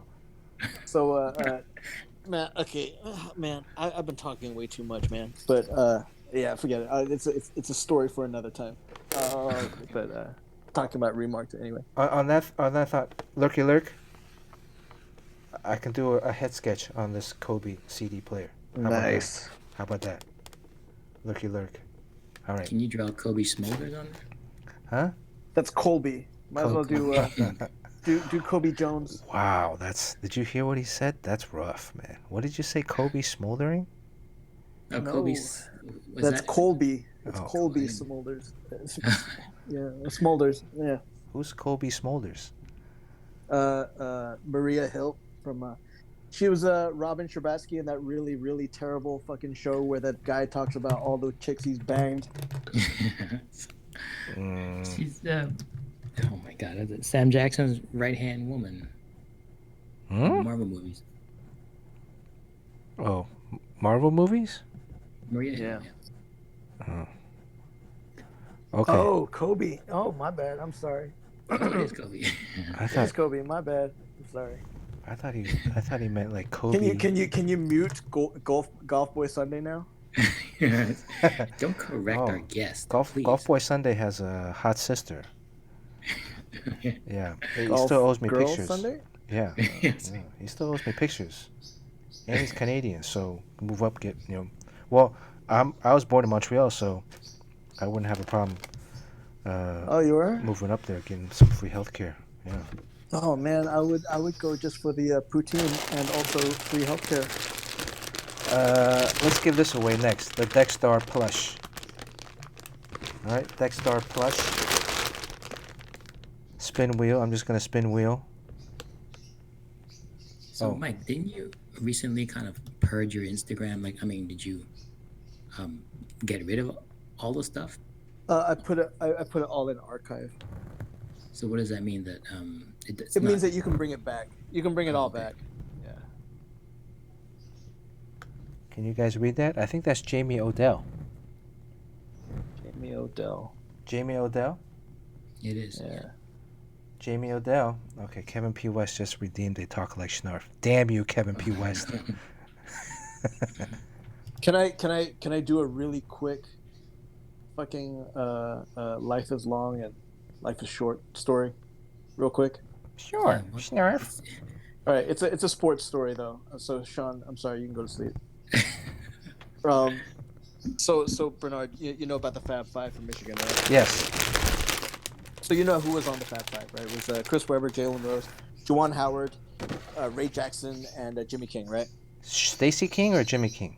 Jimmy King. Jimmy Stacey King is not, yeah, but he went to Iowa. Okay. Anyway, whatever. So okay, let me make like I'm telling a story to Sean, like all condescendingly. Okay, so Okay. Sean. So in the early 90s, right, there was a University of Michigan was able to snag 5 of the top basketball recruits, high school recruits, into their program, right? And these 5 guys ended up being the first team to start 5 freshmen and go all the way to the national championship game, right? And they were celebrities. They're the reason why black socks and basketball shoes became a thing, and long shorts really became a thing after Michael Jordan really started it. And they were just 5 brash kids like who started as freshmen all the way to the national championship game. They ended up losing that game, but funnily enough, they did the exact same thing the next year. They went all the way to the final game, and they lost that game too off a painful timeout incident where their best player called a timeout that the team didn't have, and they got a technical foul, and that ended up losing the game for them. But anyway, they became like this really famous team that it's the reason why I, as a kid in Hong Kong, knew about the University of Michigan. You know what I mean? So, and that's the reason why I wanted to go to Michigan. And when I moved here to the States, I moved to San Antonio, Texas, but Michigan was the only school I ever visited as a high schooler to check out the campus. Hmm. And I ended up going to Texas, which was like an hour away. And anyway, um, this team was like this famous team. They have documentaries about them. It's amazing, right? But there was this thought about like they're all going to make the NBA together, and sure enough, their best player became the #1 overall pick the year he came out, and Juwan Howard went #5, and Jalen Rose went #13. So they were all really high draft picks. The other two, they didn't make the NBA for a long time. And Jimmy King was a second-round draft pick, but anyway, there was always this thought that they were going to be like Hall of Famers and have long basketball careers, and for all intents and purposes, they at the end of the day, at the end, all of them are retired basketball players, and Juwan Howard is now the coach at Michigan. Chris Webber is an analyst, and Jalen Rose arguably has the most successful career, post-playing career as an analyst for ESPN, and he's a social media celebrity and all that stuff. So it's kind of cool. The thing is, while they were freshmen and while they were sophomores, their sixth best player was a fifth-year senior who never averaged double digits during his senior season and was pretty much just brought in to shoot three-pointers. His name was Rob Pelinka. He tried to make some pro teams, but didn't end up making pro teams, and he ended up going to law school instead. He had an engineering degree when he graduated and went to University of Michigan Law School, became a lawyer, then became an agent. And now he's the general manager of the Los Angeles Lakers. Not only that, but prior to becoming the general manager of the Los Angeles Lakers, he was an agent for multiple basketball players, including Kobe Bryant, which probably led to him becoming a general manager for the Lakers. My point is that this guy is richer than all the other motherfuckers. You know what I'm saying? And he was a guy who was just getting off the bench when they were at Michigan. You know what I'm saying? Nobody remembered him. No one gave a shit about this kid. Anyway, that's another story of like life is fucking long, and we can all talk about like breaking into comics and stuff. But man, life is fucking long, dude. So anyway, that's my fucking story. Also, fuck the Lakers. Yeah, I don't like the Lakers. Nor their fans. Is Make Havoc here? There, Make Havoc. Make Havoc is a Laker fan. Yeah. Anyway, sorry about that long story there. That's a good story. That's a good story. I just actually read an article about how he's, basically rebuilt the Lakers after winning the championship last season. Now they're even better. Sure. Yeah, they got who did they get? Schroeder. They got Marc Gasol. They got better. Yeah, they got Steve Nash. They got Dwight Howard. They got Karl Malone and Gary Payton. Yeah, they're great. Snarf. Yeah. Snarf. I don't like the Lakers. Snarf. Yeah. By the way, Make Havoc has I have an infrared sauna in my place. Got it during the quarantine because, can't really go out. So, Make Havoc has a coupon to use my infrared sauna. But he has to try to get into the building first, and the security here is top-notch. Anyways. Oh, can I finish my Sorry, can I go tell ahead. you about Aaron Weisenfeld? Go ahead, yes. All right. Cheers. All right. So, right before I took a leak, I said that I was impulsive, whatever.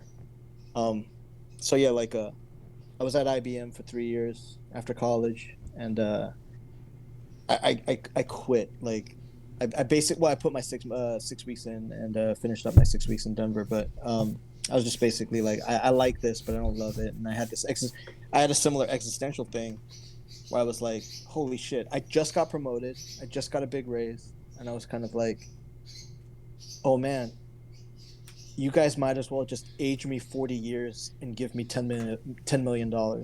You know what I mean? Mm-hmm. Like, because that's what I get out of this job. So I quit. Like once I had that existential crisis, I quit and moved to LA on a whim, like without a place to live, and I ended up couch surfing during my internship at Top Cow. Um, so kind of like that, like so I was like, okay, great. I'm like done doing that impulsive stuff. I'm so glad it worked out for me. Um, well, quote unquote worked out for me. But as soon as I got another one about like what I wanted to do with comic books and wanting to get into fine arts and all that, I basically went to school for painting, like an atelier, and I did that for 2 years. And then after I did that for 2 years, I was just like, I need a break from comics. We just had our miscarriage, and I was kind of like, I need to kind of like just focus on I guess painting. And I think I really want to become a painter, but I kind of need a job and I need to make money. And what I did is I started work as an art handler for a gallery in LA, and uh, it was $20 an hour. It was part time, no health insurance, no nothing. And as a 35-year-old, it's kind of wow. I'm starting up again, and like like from the beginning. But I really liked it. I learned a lot about painting.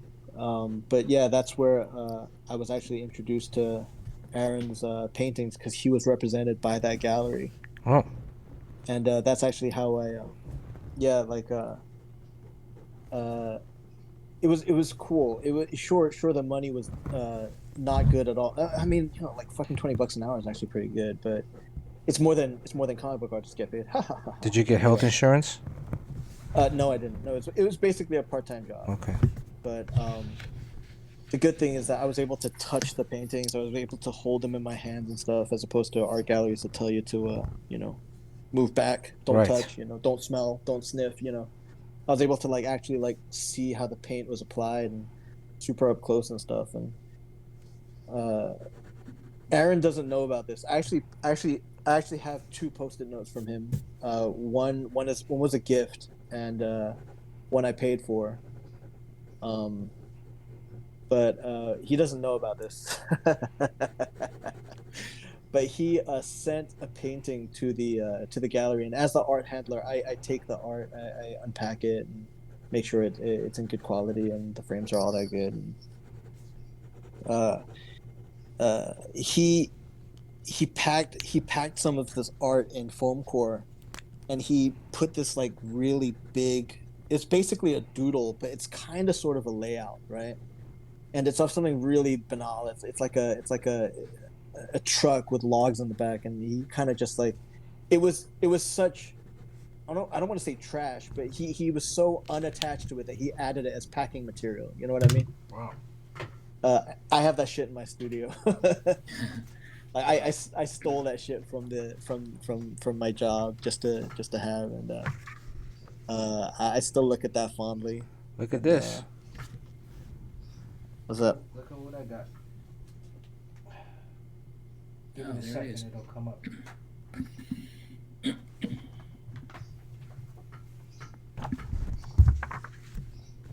Do you see these? Oh shit!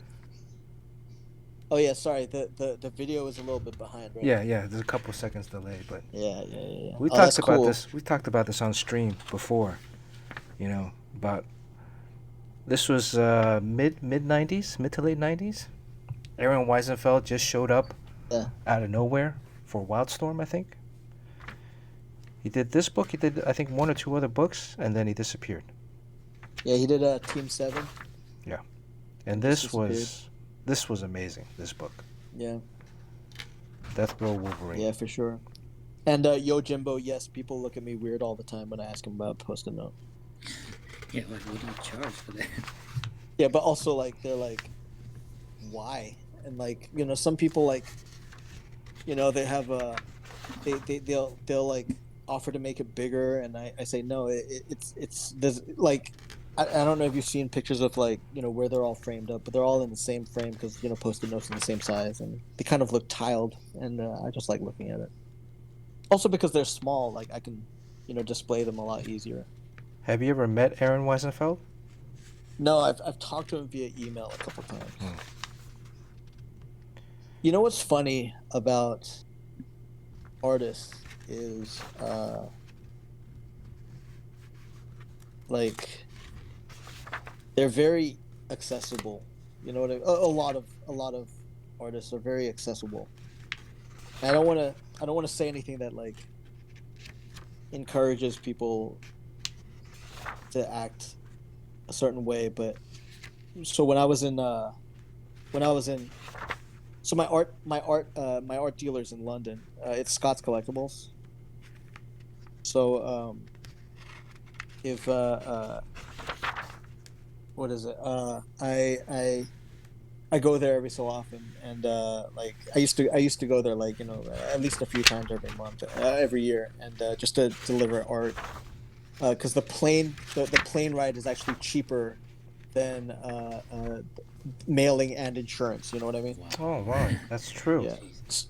So I just fly there and hand deliver it, and it lets me, I love London. I said Melbourne is like, one of my favorite cities, a lot of, because of the culture, but also because of the museum, and the art. London is definitely up there too, obviously. And so while I was there, I saw one of my favorite artists. I kind of don't want to say his name. Sean Chen? Yeah. No, yeah, Sean Chen. Because I don't want to have him be bombarded. But he doesn't know me from shit. But I basically sent him an email saying, "Hey man, I didn't know you were based in London. Do you want to go get a drink or something?" And just out of the blue, I just said, "Hi, my name is Mike Choi. I used to be a comic book artist for Marvel, and now I'm trying to be a painter." And he's actually a painter, but he's actually done some illustrative work before. And I just hit him up and said, "Hey, do you want to get a drink? I'd love to pick your brain a little bit." And not expecting anything, because it was like I was in London for like just a couple days, and I'm basically saying, "Hey, want to grab a drink? You've got 48 hours." Jim Chung? No, not Jim Chung. No, I said one of my favorite artists. Not illustrator. No, not dirtbags. Commercial artist. Yeah, but no. I'll tell you who it is later. But he shot me an email and said, "Yeah, when do you want to meet up?" So I actually got to, have drinks with one of my heroes and talk about it. And Wow. it was talk stuff, and it was really great.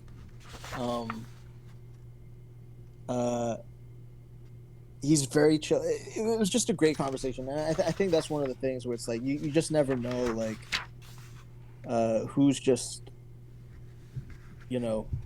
who you can just talk to. You know what I mean? I think Aaron's kind of sort of like that. Like I definitely had a conversation with him about like what I'm trying to do, and I know some people like, "What the fuck are you doing being an art handler?"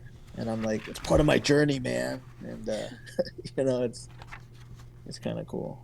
This is where you learned about the whole varnish thing, because it seemed like that's one thing that you talk about it that might ruffle a lot of feathers, because there's that varnish porn on Instagram that a lot of comic book cover artists it's do. supposed to ruffle a lot of feathers, man, because I see a lot of fucking. Of course I know David Mack's work, but it's supposed to ruffle feathers, because I don't want to name anyone, I don't want to call anyone by name, but like you're not supposed to varnish work on paper, you're not supposed to do that. Varnish is there to, and I know people are like, "But it makes it look so cool." I'm like, but you wouldn't pour olive oil on your artwork. You know what I mean? So what the fuck are you like? What makes you think that, like, and the thing is that what is it?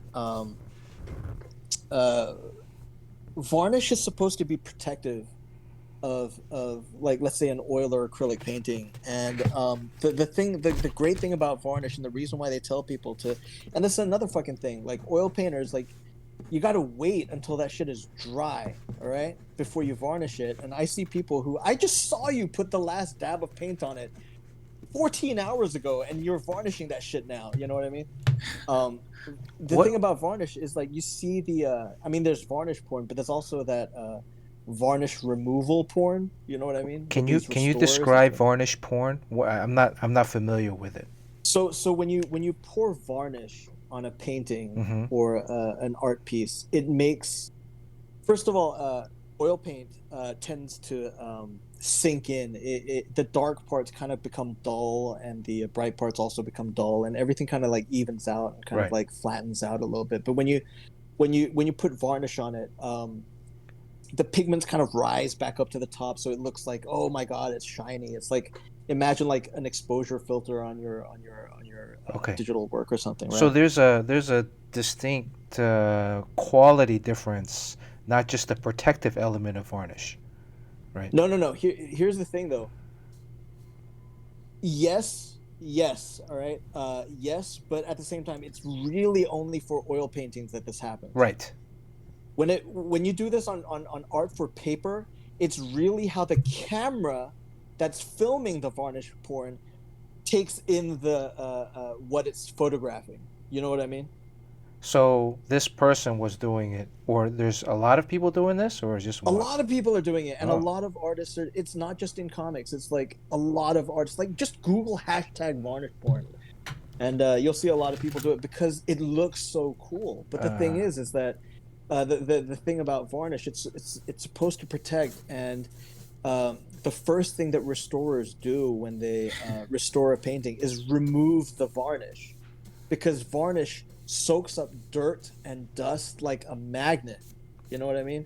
It's why old paintings are brown. It's because the varnish is fucking dirty. right. And how you clean that shit is you remove the varnish. That's the first thing that you do. But if the painting is not wet, I mean, sorry, it is not dry, that varnish is going to take the paint off with it. You know what I mean? And it's the reason why you don't use varnish in paint either, even though some people do, because the properties of using a solvent to take the varnish off will take the varnish that's in the paint as well. And that's why you don't do it until the thing is completely fucking dry. But when it comes to, art on paper, you can't put solvent on paper. You might as well laminate the fucking thing and try to remove that. You know what I'm saying? Can Like I? laminating something is also going to make it shiny. You know what I'm saying? Oh yeah. Can I varnish this? Yeah, absolutely varnish that. Yeah, I'm it's kind gonna of look like pseudo shiny, varnishing. but the thing is, it's like varnishing is not for publication. It's for the collector, right? It's the reason why they're gonna pay a lot of money. Right. But you know, once that shit gets dirty, it stays. It's gonna be dirty. Fucking just put some glass over it. You know what I mean? It's gonna do the same fucking thing. And And you don't varnish watercolor, right? No one varnishes watercolor. no, you're not supposed to varnish watercolor. You're Right. not supposed to. Yeah, it's on paper. And the thing is that like uh it's legit not me just being like mansplaining, but man venting. It's not because like there are artists like Ode Nerdrum. He's like this really fantastic like kitsch realist painter. He's a fucking fancy painter, but he got in trouble because his paintings started to kind of what is it, lose the paint adhesion because he was not using sound practices. Mm. You know what I mean? So basically, it's imagine someone buying a comic book page that was drawn with invisible ink, or with a Sharpie. With You a know what I'm saying? Sharpie. Oh yeah, Yeah, turns purple. exactly, or Uh, brown or whatever. And whoops. imagine like if you pay $20 for it, that's one thing. But imagine paying like $100,000 for it. And comic book artists, we are able to on occasion, not on occasion, pretty frequently sell paintings for thousands of dollars. Uh, Original art for thousands of dollars, and like imagine if that original art, had a ticking clock to it. You know what I'm saying? It might bite you in the ass if they're like, "Hey, fucking your art doesn't look as good as it did before. I'm going to sue you." And Right. Nerdrum went to jail for 4 years. Really? Well, he was in jail for other shit, for like tax evasion as well. But Oh, like okay. he did run into a lot of problems with lawsuits because of that. So I shouldn't use this? You shouldn't use a Sharpie. Faber-Castell? No, Faber-Castell? that's archival. No, that's archival. Yeah, that's the word, man. Okay. Archival. Yeah. All right. But even like Sharpies are much better than they were like 20 years ago. So, I mean, I still Yeah, wouldn't for use sure. them, but yeah, they're much better now. Well, you know, when we were at Valiant too, they used to glue the word balloons onto the original boards. Yeah, with Yeah. rubber cement, Yeah. and that just turns brown. All right, let's give something else away. Your virginity. Let's give away this hot girl. Damn, this is gonna be a bitch to mail. I don't think I want to give it away because this is gonna be a. Make Havoc. Make Havoc? Or you mean your like a cover or interiors? Interiors. My last Marvel book was that. What do you call it? Totally Awesome Hulk. The last work I did for them was I can't remember what came first. It might be a cover like Black Cat or something, or Venom. But I think the last big thing I did was I designed the current X-23 costume. I designed that, and I did some covers with that. Did you create X-23, Mike? No, Or- I did not. I always thought you I created think it. Josh was. I think Josh Middleton was the first one to draw her. Okay. Yeah, so that was the first creator. You had a big Craig part. Kyle was the. You had a big part in creating the lore. I think I had a. I did a major. I think I did her. I think what amounts to her second solo book. Like Billy Tan did the first one, but I think I'm the first one who drew her as a teenager. So I think in that way, in that regard, I did have some, you know, and I did a lot of her first X-Force issues. So, you know, a lot of the stuff that made her part of the X universe, I had a big part on with. But you know, as much as Mark, as much as Mark Brooks, as much as Billy, as much as Josh, not as much as Josh. Josh was the first one to establish her look. So Did they invite you to the Logan premiere? no, they did not. I've never been invited to Fuck. any premieres. You did 2 costumes for X-23, right?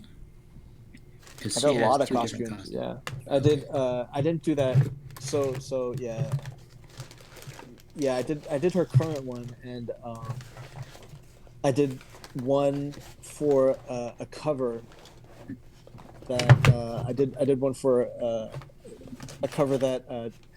So the reason why I did X-23 was I was at Top Cow still, and I was in the middle of a Witchblade run. That was my first ongoing book, and I was doing that for a while. And the fucking editor, who I love her to death.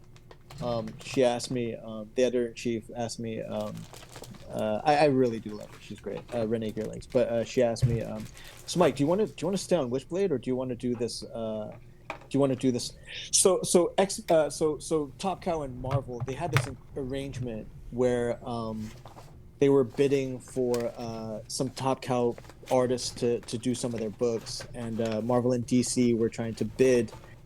And eventually, obviously, Marvel won, and Mark Silvestri drew his X-Men, the last Grant Morrison X-Men story, right? But a lot of us tagged along too, and Tyler Kirkham did some Marvel books, Eric Boston did some Marvel books, and I want to say Joe Benitez did as well, but so did I, and I did X-23. Like, the editor just called me in and said, so do you want to...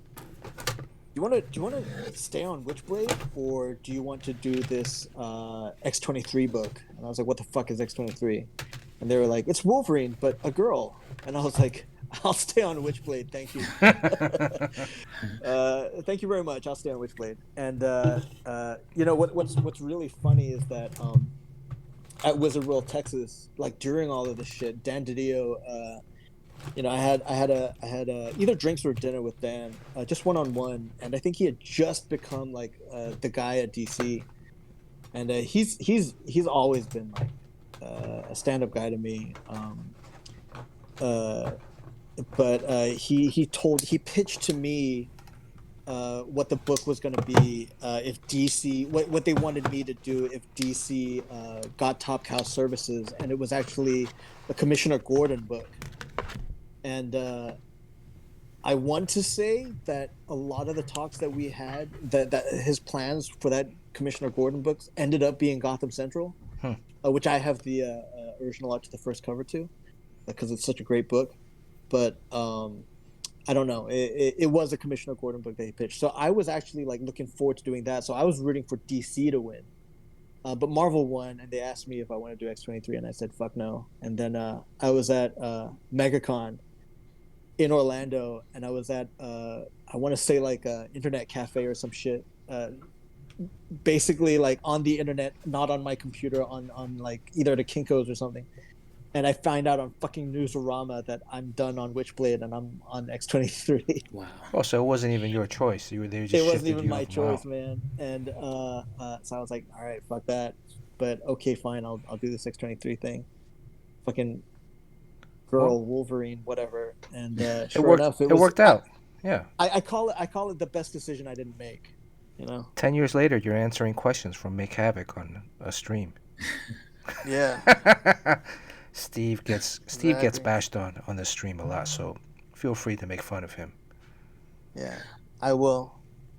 But yeah, anyway, so I did have I do like X23 a lot. Craig, Kyle, and myself, we're still friends. We talk a lot. We always plan on doing something, but it never works out because we're on different schedules and stuff. But yeah, CB, I love that guy. He's a good guy. He asked me to do the design.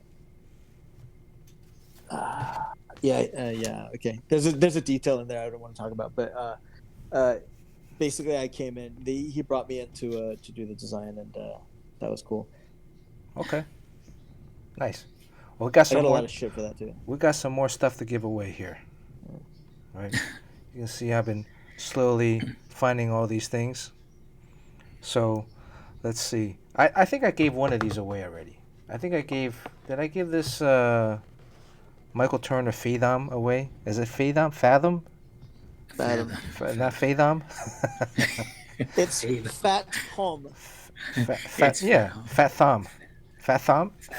Fat Hom. Fat Hom. It's half French for some reason, yeah. Fat Hom. I gave either the Fat Hom away or the Gen 13, the Fairchild. I don't think I gave because Wildstorm wasn't here. I was saving this for Wildstorm. Yeah, it was a Gen 13 character you gave away. Oh, I gave this away? I gave away the Gen 13? Okay. Yeah. All right. I got to figure out who won this one then.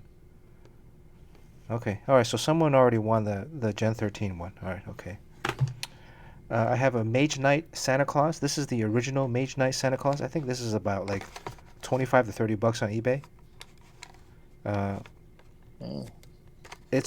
I opened it earlier just to make sure that there's still something in there. I don't want to give away an empty box. Is that an Upper Deck NBA card?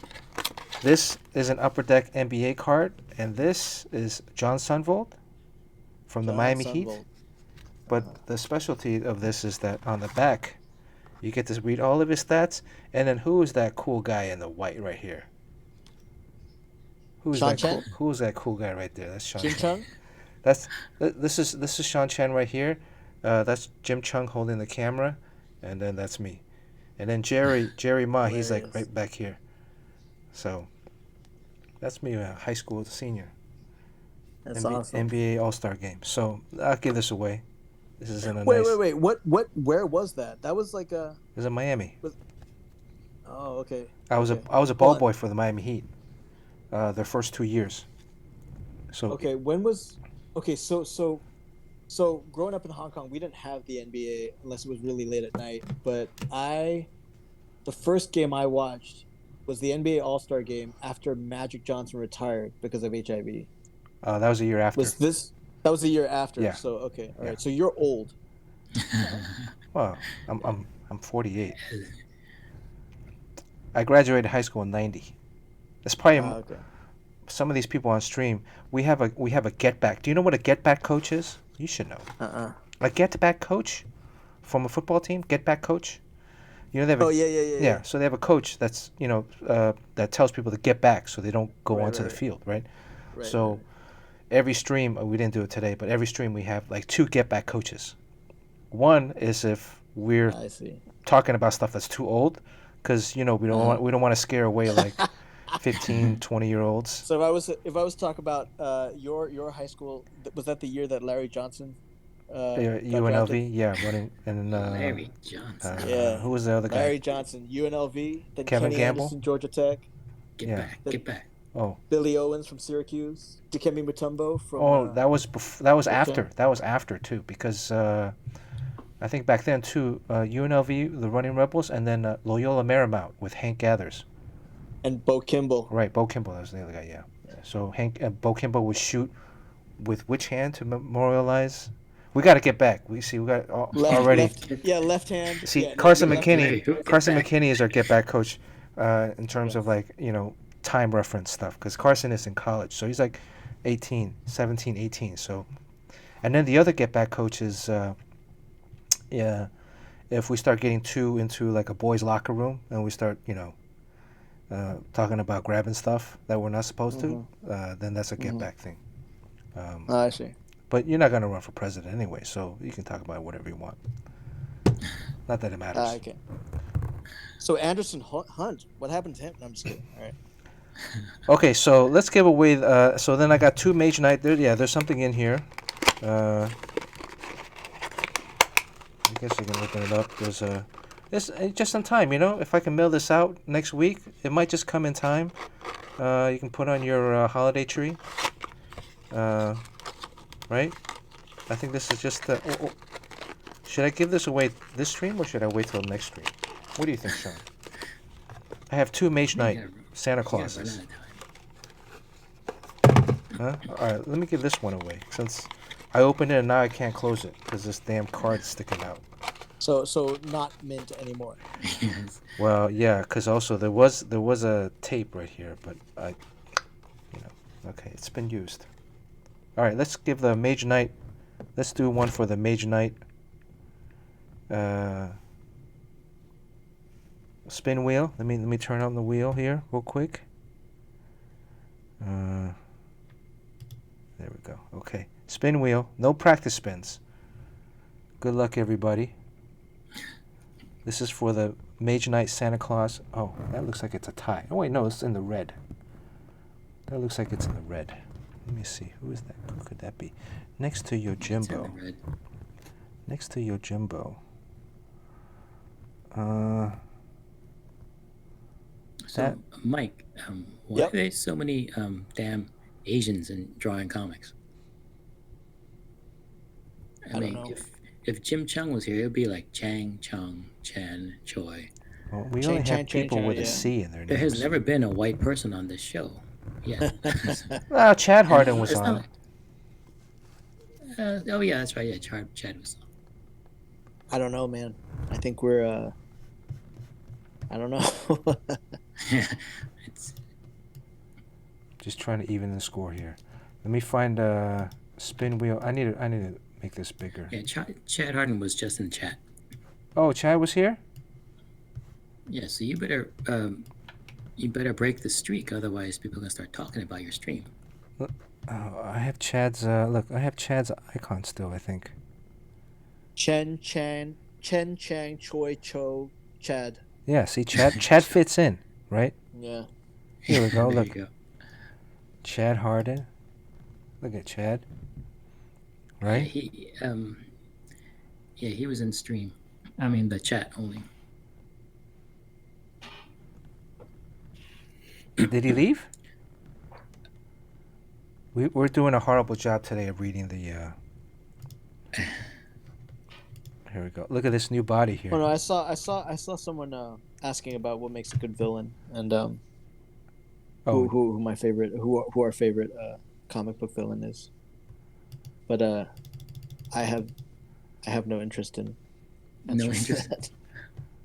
right, there we go. I you know what? To be honest, I haven't read comic books in a very, very long time. Yeah, All right, like yeah. Actually, that's not true. I just read Adam Hughes' Hellboy. That thing is so good. Oh yeah. Adam Hughes is in my opinion, Adam Hughes is one of the top two interior artists working today. Adam Hughes. Adam When Hughes is, yeah. he rarely has stuff out though. Yeah. That's the only Yeah, thing. yeah, but he's so good. His this Hellboy was so good. He did a Hellboy, I don't know, a couple years back, I guess, or 1 year back. That was good. The Betty and Veronica was so good. Great Yeah, storyteller. A lot of people don't notice that because they think about the art, but he's a great storyteller. Great yeah, characterization. he's so good. It's so subtle and so so subtle but still clear. Him and Frank Quitely are my top two Oh yeah, Frank favorite Quitely has interior artists. a Was very Frank Quitely unique the guy that feel. was in England that you had a Yeah. drink with? He's Scottish. Oh, Yeah. whoops. Okay. Anyways, this is either Blues Boy or Low Fat. Like I see just, Blues Boys just on like here. glossing over Frank Vin being Scottish. Like, yeah, whatever.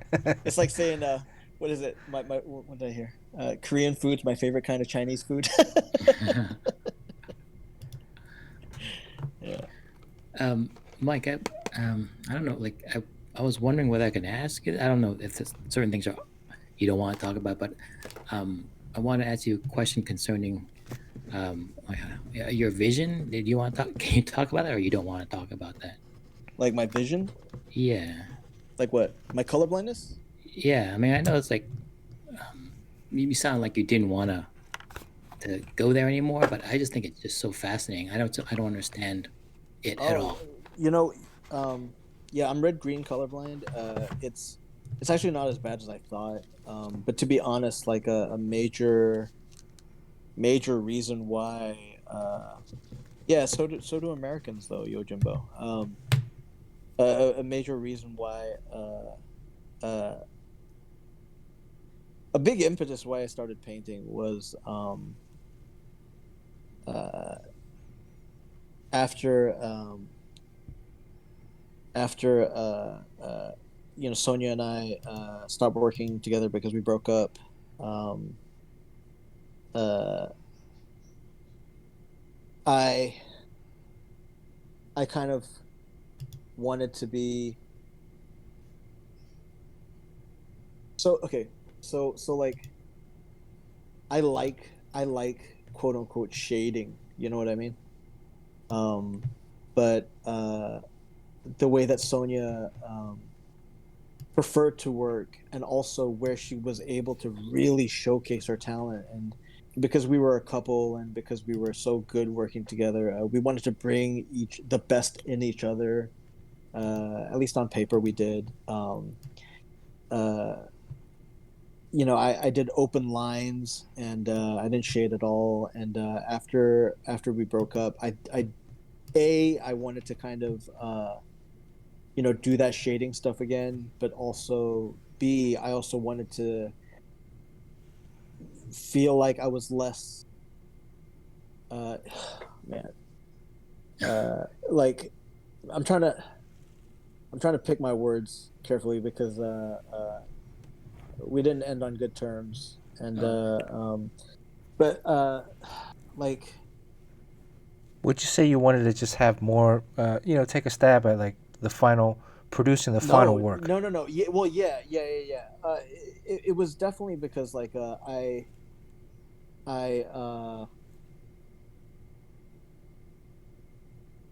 so I knew that when we started out, because we started out on Witchblade together, all right, so we started out together, you know, and I know that when it came to establishing our career, we were okay with tethering our careers to each other, right? And I know that there were some sore spots in regards to like I was a young gun, but she wasn't, obviously, and uh, we kind of liked to blur the lines between penciling and we were like, hey, we're a team, we create this thing together. And I know that I was personally protective of like I didn't like the idea of her coloring other people's work. That was very selfish of me, but I kind of like thought of us as like a team, and like we were establishing a brand and all this other stuff. And I negotiated our contract so that I took a pay cut so that she could get paid more. I pushed for them to credit her on covers, and I'd like to think that I had something to do with the reason why colorists are credited on covers now.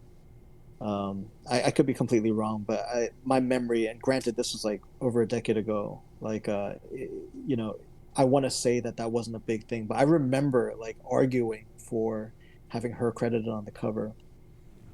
And once we broke up, I remember thinking, I don't want that situation ever again, where I don't want to tether my career with someone else. And yeah, obviously there is that artist bullshit, the artist desire to do the finished product. But it was much more personal in that there was like personal shit in that, where I was obviously okay with having not doing that and just being part of the bigger picture. But yeah, I mean, yeah, obviously there is some level of wanting to take it to the end, but it was primarily that. But to be completely fucking honest, when I started to, and I say that with no malice except a tiny bit of just bitterness, and it's petty bitterness. It's I tried to color some stuff and it looked like garbage. It was garbage. I first of all didn't know that I had to submit things in CMYK instead of RGB. Like that's how little I knew, right? But it looked like shit, and I didn't know what I was doing. But I was kind of just playing around in Photoshop and stuff, and color sampling and stuff, and I didn't make it a secret that I was colorblind. I kind of told people I was colorblind, and I was having drinks with after a convention. I was having drinks with CB, and I was telling him, like, I think we were negotiating what the future was going to be in terms of what book I was going to be on and stuff. And I pressed a little on that I wanted to color stuff, or at least like not tether my career to anyone else, and see if I could do things solo. And obviously, like at the time, I'm pretty sure that I was way over my head. I was just looking at other artists and saying, like, they're doing it, why can't I do it? And it's like, because you're fucking stupid. But anyway, like because you can't fucking color, you don't have the skills behind it. And obviously coloring is a skill that there are to master, you know what I mean? Like that's why like professional color artists like fucking Laura Martin, you know Maury Hollowell, like I don't know, see all these color artists that are coming into my brain are like from 10 years ago. I don't even know if they're working today, but anyway, Christina Strain, they're master artists who could obviously draw, but they were painters, and I don't want to denigrate that and take away from that, but at the same time it was like selfish. I don't want to tether my identity and career with someone else, so I kind of want to color my stuff. And he fucking says, and I'm not bitter, he goes but you're colorblind. And I took that as a challenge. And don't get me wrong, I feel like I'm on good terms with CB. Like I said, he's a good guy. He gave me the gig of, he gave me the responsibility of designing the new costume and stuff. So, but I definitely like he was just being purely matter of fact. But I remember taking it as a, well, fuck you then, and that's when I decided to. Well, it's a motivational Yeah, tool. that's why I went to go. I went to school to learn how to paint, and Wow. yeah, and took a fucking gallery art handler job so I can look at paintings up close for a couple years. And spite is a great motivator. Yes. It isn't. It wasn't spite, because there's no spite against him. It really is just like a people doubting you and wanting to prove people wrong is a little bit of a motivator for sure. No, I definitely associate with that. You know, someone tells you that Yeah, you can't do something, you want to prove them wrong. right. You know, but also Prove to prove it yourself. to Prove it to yourself, yourself. right? Yeah. Prove it to Yeah, yourself. exactly. I think that was a lot to do with it too. Yeah. Like, there's no way that I would have taken a job, and art handling is pretty. I don't want to say menial, but like, a lot of it is packaging art. You know what I mean? It's making boxes and shipping stuff and going to post offices and unpacking stuff and wearing gloves and like unpacking stuff and taking things to restorers and shit like that. It's pretty like, and storing art and cataloging, and it's pretty menial, but like I did it all just so I could look at a painting close up, like all these paintings close up. And I did that. I wouldn't do that out of spite, you know what I mean? Right. I did that for personal growth, and because it's a challenge. I mean, it's also a sacrifice. It's Yeah. stepping into a new field, or relatively new field, new direction. I feel like you're kind of you're on a path where you're growing as an artist, but Bernard and I are still in comics, and there's a lot of guys at our age that are still in comics. It just seems like, I don't, like I said when the audio was down, that you live a very examined life. I mean, you actually take stock and you look at the bigger meaning and everything. I don't think I'm that way. I just want to draw some cool spandex and capes battles until I die. And that just makes things very easy for me. But it's definitely not an examined life like yours is. No, I So mean, look, dude, like someone further up asked me what I do for fun, and I don't really have anything I do for fun. I am perfectly happy just doing the same fucking shit with my kids. So in that regard, like, I'm perfectly happy doing that. But in terms of like who I am and what I want to do, and obviously, like, I don't fucking I'm not exploring different ways to make art for my sons. Like, that's different. Like my being, there's some things that I do self examine on, like hypocrisy and what I do for money, and what I do for self respect. Like, that's stuff for sure. But in terms of like creativity, like that's a purely selfish endeavor. You know what I mean? Like a day where I'm like, all right, babe, you got the kids. Well, I'm gonna see how I can like make charcoal look good with a cotton candy instead of what I'm saying, like that's purely selfish, you know what I'm saying? But I'm not entirely sure, like, if that's about self-examination and stuff. It, I don't know, man. I think like, I think like just seeing our mortality and stuff, and my dad, my relationship my relationship with my kids is heavily impacted by my relationship with my own father. And the reason why we went to Galveston is because so that we could get that time while we had time as a family. And we all got tested because my mom still is recovering from lung cancer, and she has 4/5 of her lungs now and lung capacity. So we definitely wanted to be safe, and we definitely wanted that time. And uh Did you like get the test that goes up your nose? no, we did the inside your mouth thing. Oh, And I think now we're realizing it's not as safe as people think. But we're all quarantined. I mean, not quarantined. We're all very, very we don't fucking leave the house, because why would we? You know what I'm saying? Like, we have no reason to. But yeah, I think it does shape a lot of things in terms of what the fuck are you doing?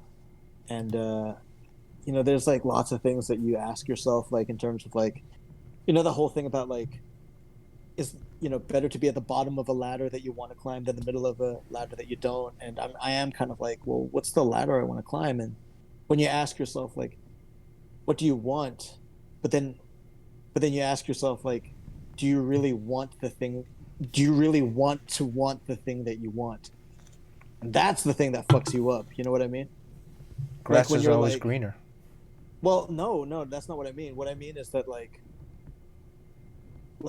I'm gonna put up this one. I'm gonna do this. I'm gonna put up this drawing of Wolverine doing something. I don't mean to denigrate on superheroes. This is a personal thing. Like this is personal. Like, and like you said, Sean, like whatever joy that you get out of life, by all means, that's your joy. And I don't want to take anything away from that, and you shouldn't let anyone take anything away from that, because I can say, like, my joy comes from my kids, and there are going to be people who are like, I would never have kids, and I'm like, yeah, you shouldn't have kids. You do you. I mean, that was fucking me 10 years ago. I straight up said I didn't want kids, and then I did, and that's why I got divorced. But um, yeah, I remember Mark Brooks. Like, I remember like asking him, like, "What's it like having kids, man?" And he said, uh, "It's like like falling in love with something, like, and just needing it every day." And I was like, "Sounds like a heroin addict. No, thank you." Like, uh, and but now I totally get it, and it's totally like that, because the thing that he fucking did not say was that the high never, it only grows, and that's the reason why I love having kids. Hmm. But that could be not for everybody, and I totally get it. But anyway, my joy, yeah, if your joy is your joy, I'm not going to take away from that. You shouldn't let anyone take away from that. But I know that for me, it's like, you know, if I was to say, like, okay, if I throw, and this is the reason why I archived all of my Instagram, and it's private now, is because my Instagram was a lot of times like, man, if I throw up a picture of Wolverine, I'm gonna get me some likes. And then when I asked myself, like, I'd be like, man, if I could just get 20 more likes, I'd be at 14,000. Um, I was like, dude, if I had 140,000, if I had 1.4 million followers, what the fuck would I do with them? And then I realized, like, I think a game changer for me was when I saw a guy with like 500,000 followers, like, saying, "Yo, I got this original art for $75, and no one bid." And I was like, dude, not to sound like an asshole, but like, yeah, if I want a shitload of followers, that's one thing, but what would I do with them? And that's what I mean by, like, do you want to want the thing that you want? And I realized I want a million followers, but do I want to want a million followers? And the answer is fuck no, because what the fuck would I do with it? And I think once that happened, it's like, well, then why the fuck am I on Instagram? And then once the algorithm changed and all that shit, and you know, once the algorithm changed, and I realized that, like, if I just wrote Trump sucks or Biden sucks, I would get more likes from that than if I was to throw up a really, like, a painting that I spent forever on that didn't have Wolverine. You know what I mean? Right. Once I realized that, I was like, well, maybe I should change my what do you call it? My views and approach to all of this shit. It's very commendable. It's not. It's not. It's just me. So I Because think there was a post where you said something about that you're learning a skill, like this skill takes forever to master, and then you don't quite know what you want to do with it yet. Something to that effect. I don't know, is that true, or do you know exactly what you want to say with your art? oh, yeah, there was an artist who is kind of going through. Yeah, I mean, like, you got to understand that, like, when I throw shit up there on Instagram, like, half the time it's like, I kind of want to see who drops me now. You know what I mean? Who unfollows me now after I post this shit? But like, so I am bipolar too, and I have depressive episodes a lot. And what's funny is that I tend not to do anything like, for me, depression means that I just stop doing stuff. I'm not motivated to do anything. But when I realized that, like, like maybe a handful of people, I've got, I don't know how many followers now, but like, there's a handful of people who reach out to me whenever I post stuff about depression. And if they text me to help, or DM me to try to help or something, a lot of times it's like, thank you, but no thank you. But it's the people who are like, this is me, and reading this shit is helping me out with my shit. That kind of like makes me go, oh, okay, well then I'll share, you know, I'll keep sharing this stuff. And something that I posted recently was when I can tell the difference between uh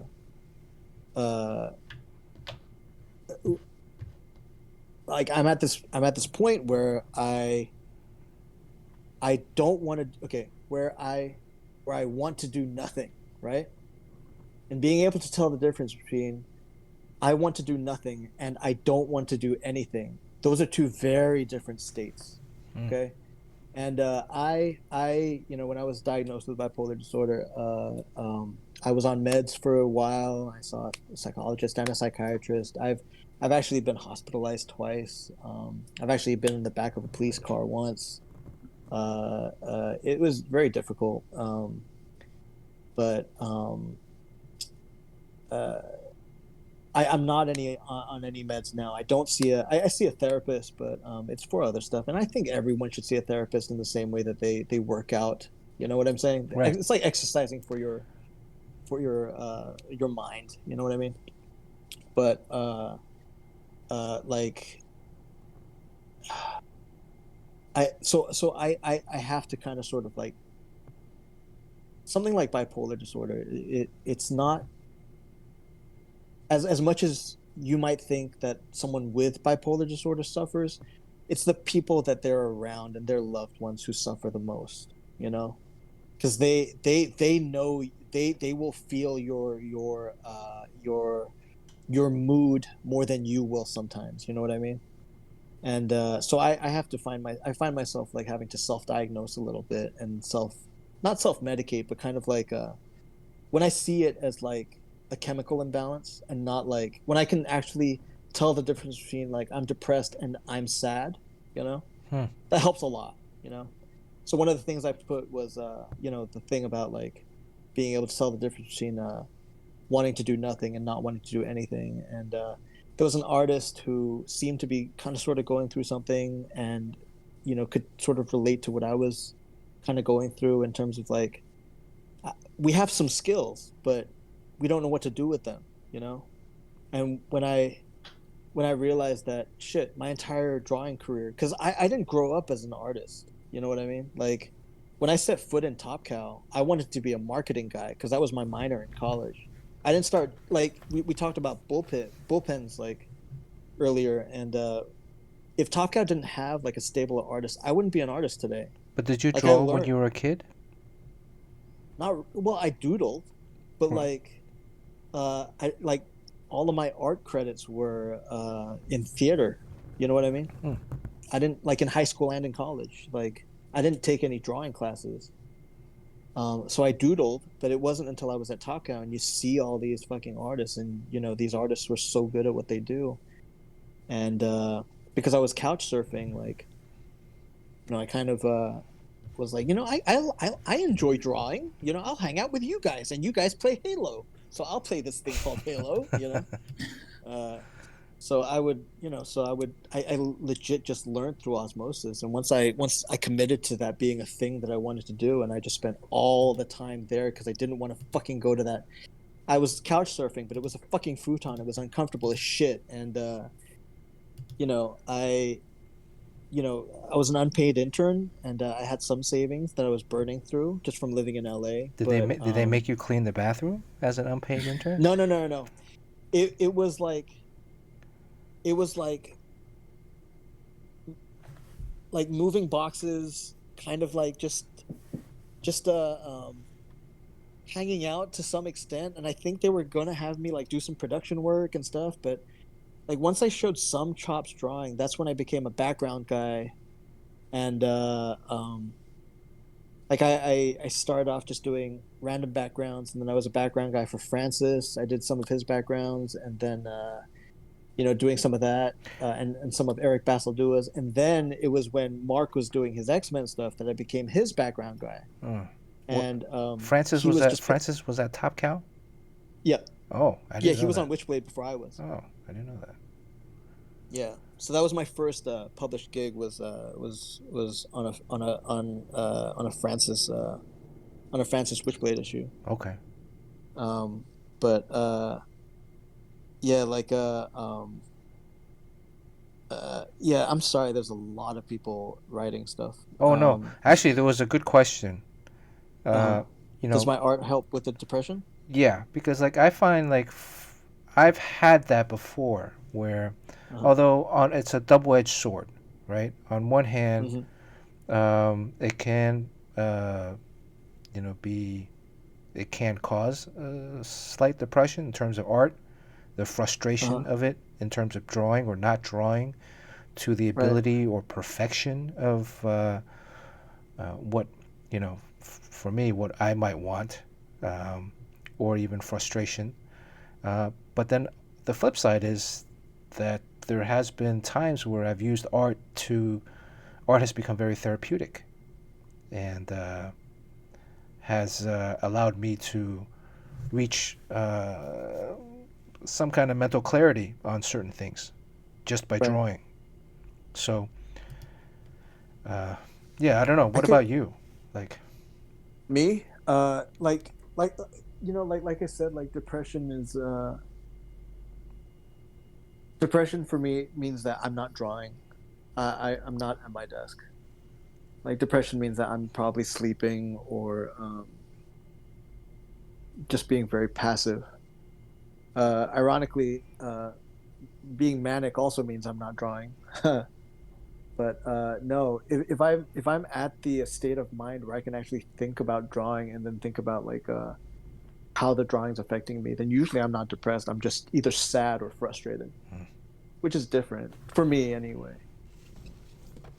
Um, yeah, I don't think Sean ever gets depressed. I think Sean's just a happy guy. I'm a very simple guy. Sean and I used to be roommates when we were starting out at Valiant. Yeah, Yeah, you'd be like a machine.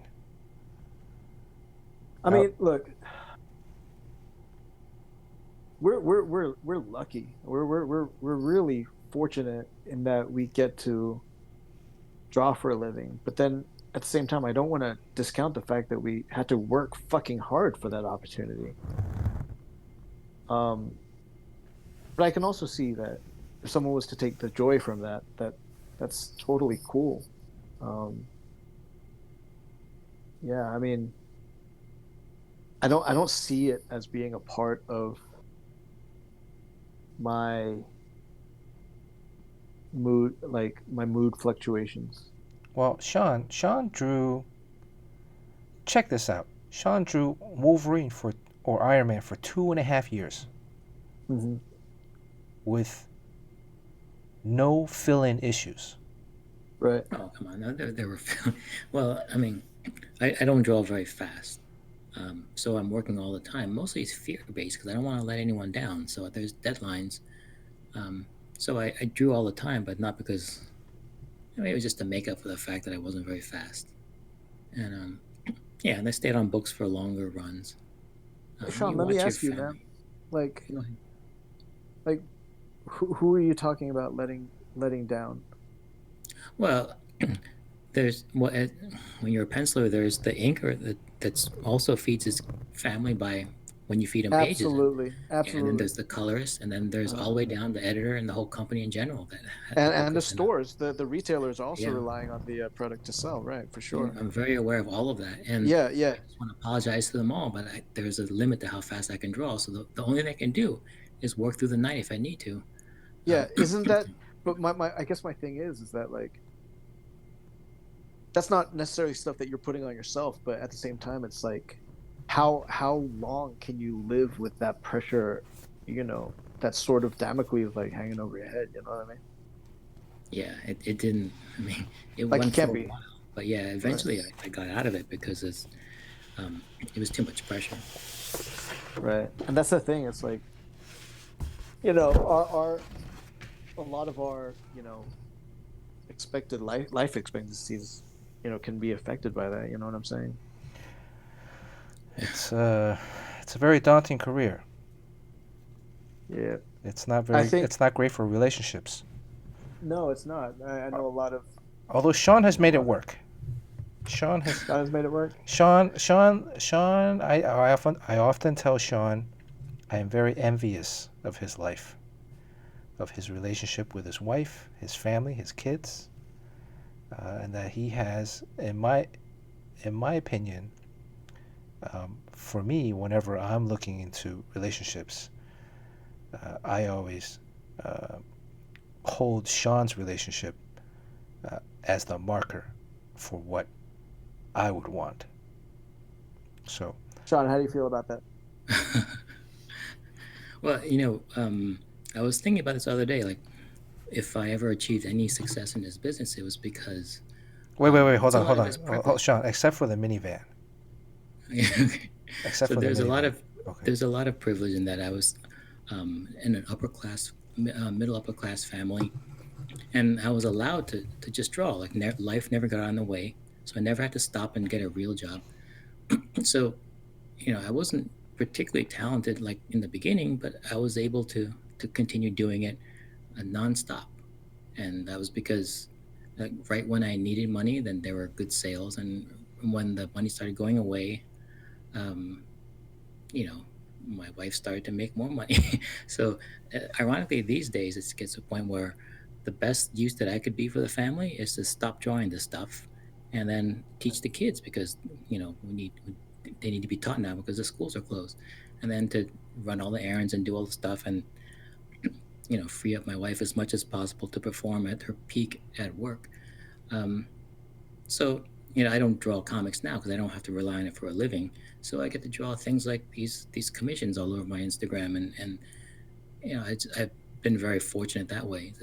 The timing and everything worked out, and I think in order to do this and to get really good at it, you need sort of like a benefactor, like someone to pay your bills. It seems like is the best way. Just it's it's not the best way to make a living, and it takes a lot of time. So there's a lot of people who have a lot of potential that drop out because life gets in the way. You gotta work at you gotta get a job at FedEx. Right. Yeah. So, what's the minivan that you drive? Oh, when when my son was born, my mom gave me a minivan, so her old minivan. So What is I it? don't. Honda Odyssey. Honda Odyssey. Yeah, Odyssey? Odyssey. Yeah. Yeah. I fucking knew it. That's my dream car, dude. I left a piece of scrap paper along the edge one time, and then I came back like a year later, and it was still there. We're in the minivan. Yeah. Okay. Just a test. and a McRib sandwich still. And the last time a they had fry. McRibs, yeah. Right. Yeah. So how can you tell like how many people are paying attention to this? No, I mean they're leaving comments, they're writing stuff, they're asking questions. I mean we're skipping over a lot of people right now, and they're commenting on something like Yojimbo's filling in all the stuff in between. He's like writing the future for it. Sean has sold the most copies of a number 9 issue in history of comics. But that makes up facts. Ryan the Future Force number 9 sold 900,000 copies. You'll never find another comic book number 9. I mean, maybe number 1, right? Number 1, number 2, but not number 9. He sold 900,000 copies of a number 9. I mean, that's just such a weird number, right? It's not even like 13 or 12. Right. It's just number 9. So. Yeah, number 9 is weird because it's usually not the first issue of the next arc. It's like a random in the middle of the second arc kind of book. Yeah, and this was also even before there were like quote unquote arcs or trade paperbacks. This was like back when a lot of the comics were just single issues. So where the stories were just single issues. So one and dones. Yeah. All right, let's give some more shit away. That's what they're here for. Let's give some. They're all, Mike. They're all waiting for the Yoda. Did you see the Yoda that Sean made? The Yoda had more value last year when there were no toys. Wow. Now you can buy the Baby Yoda figurines. But it's a custom vinyl, handcrafted Right. by Sean Chen. I was trying to see whether I don't know if anyone here knows about like pouring chocolate because I was trying to make these pour chocolate into the mold, but I don't really know whether you can get that much fidelity, like to get all the details of this, or whether you need like a much um, simpler sculpt. But I want to make chocolate ones in time for the finale right before Christmas. So you can eat it like a Chewbacca? Yeah. I've never seen a single episode of Mandalorian. It's good stuff. By the way, Matthew Crossart just redeemed go full green screen, so I gotta go full green screen. So now we can see your artwork.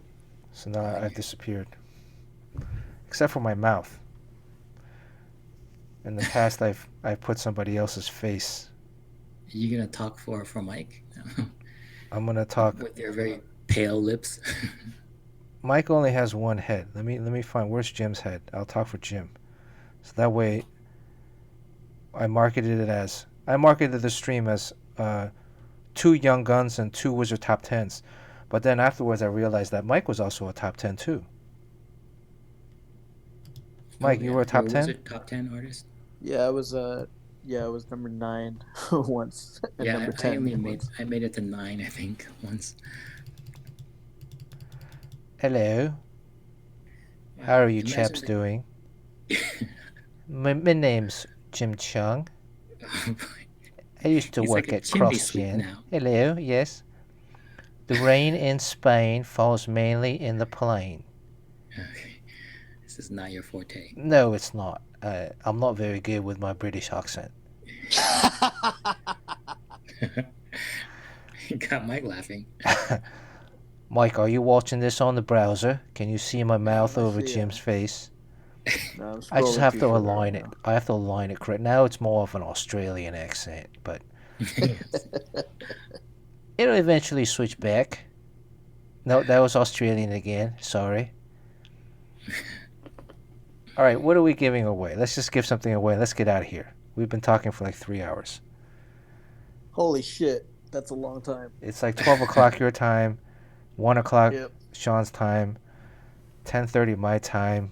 Yeah, and Bernard, were you ever going to draw Venom for tomorrow? Yeah, I'm going to take the Spider-Man drawing that I did, and then I'm going to Venomize that on the computer. Oh, damn. Okay. I figure I just killed 2 birds with 1 stone, right? Oh, yeah, you're not supposed to say that. Huh? You can't kill 2 birds with 1 stone? Because it hurts your bird's feelings every time you say that. They don't understand They're so English. offended. All right. What should we give away next? Mike, I'm going to give you one of these cards. Sweet. I'll sign John Sunvold on it. He was a 3-point specialist. Do you know what university John Sunvold went to? DePaul? I don't know. You're in the Midwest. Missouri. Oh, no. I have no idea. Okay. Let's give away the... That's like slightly before my time. When I think Missouri, I think like Anthony Peeler. You know what I mean? Right. Anthony Peeler. Oh, so, Sean, I already gave away the Fathom? No. No, Okay, let's give away the Fat Hom. Fat Hom. Fat Hom. All right. Anybody new you gotta type something in? There's some new people earlier. We didn't say hello to any of the new people, so I think, I don't know. Oh, can you see the tag on this? Anyways. All right, let's go for the spin. That's more Australian again. Oh, let me turn on the spin wheel.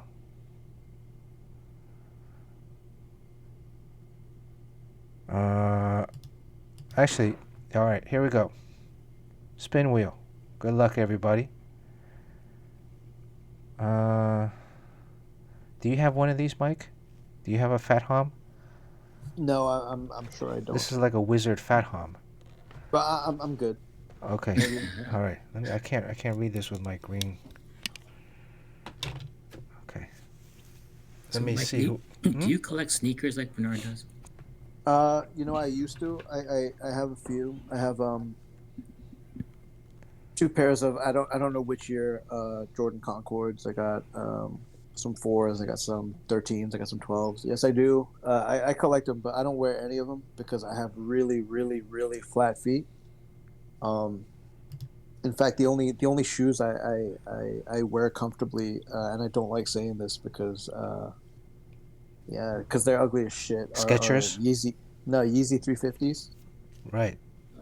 Oh, The Yeezy 350 version 2. I have 4 pairs of them because they're just so comfortable, and they're the only the wow. only ones I can really wear. I have a pair of the 380s as well. They seem really comfortable, but I haven't worn them out yet.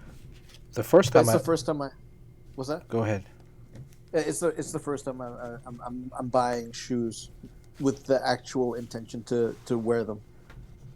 The Wow. first time So I you met never Mike, he wore was them. wearing some Yeezys, but the Yeezys back when they were made by Nike, not the Adidas ones. Nah, Is that what you're saying? Was that I'm true? bougie as shit. You're absolutely right. I was like, damn, Mike's rolling in the dough. Uh, okay, here we go. This one is DY Pickle. Is DYI Pickle here? DYI Pickle? You just won the Fat Hom. Are you here? DYI Pickle. There you go. Oh, there he DYI is. Yeah. Pickle. All right. Make sure if you're a winner tonight, you DM me um, on Instagram your full name and address. Mike, the first time I gave something away to this guy named El Cabone on stream, I don't know if El Cabone's here tonight. El Capone was so excited he DM'd me his address, but he didn't DM me his real name. So Oh, nice. I filled out, made the package, sealed it out on the address form. I wrote El Cabone, and then this Hmm. address, and then I shipped it out. And then the Postmaster General Kevin Costner returned it. Said no such person lives at this address. Right. So then his piece of artwork sat on my kitchen counter for 4 months until I sent it out again. Right. I like. Wait, hold on. Someone said, "Starving artist, my ass." Uh, you know what's Uh-oh. crazy is that, like I said before, like the whole thing about like what is it? It's 10,000 bucks in a week, then 100,000 in a year, then 30,000 average for 40 years.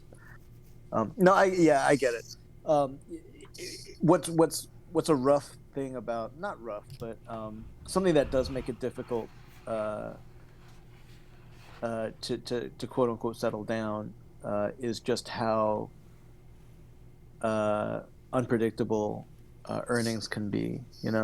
Like I think there have been years where legit I made a 250,000, and then other years where um, yeah, you make like almost nothing. Where your expenses for going to conventions and stuff, like, you know what I'm saying? Like it's so you can't ever, yeah, you can't ever like really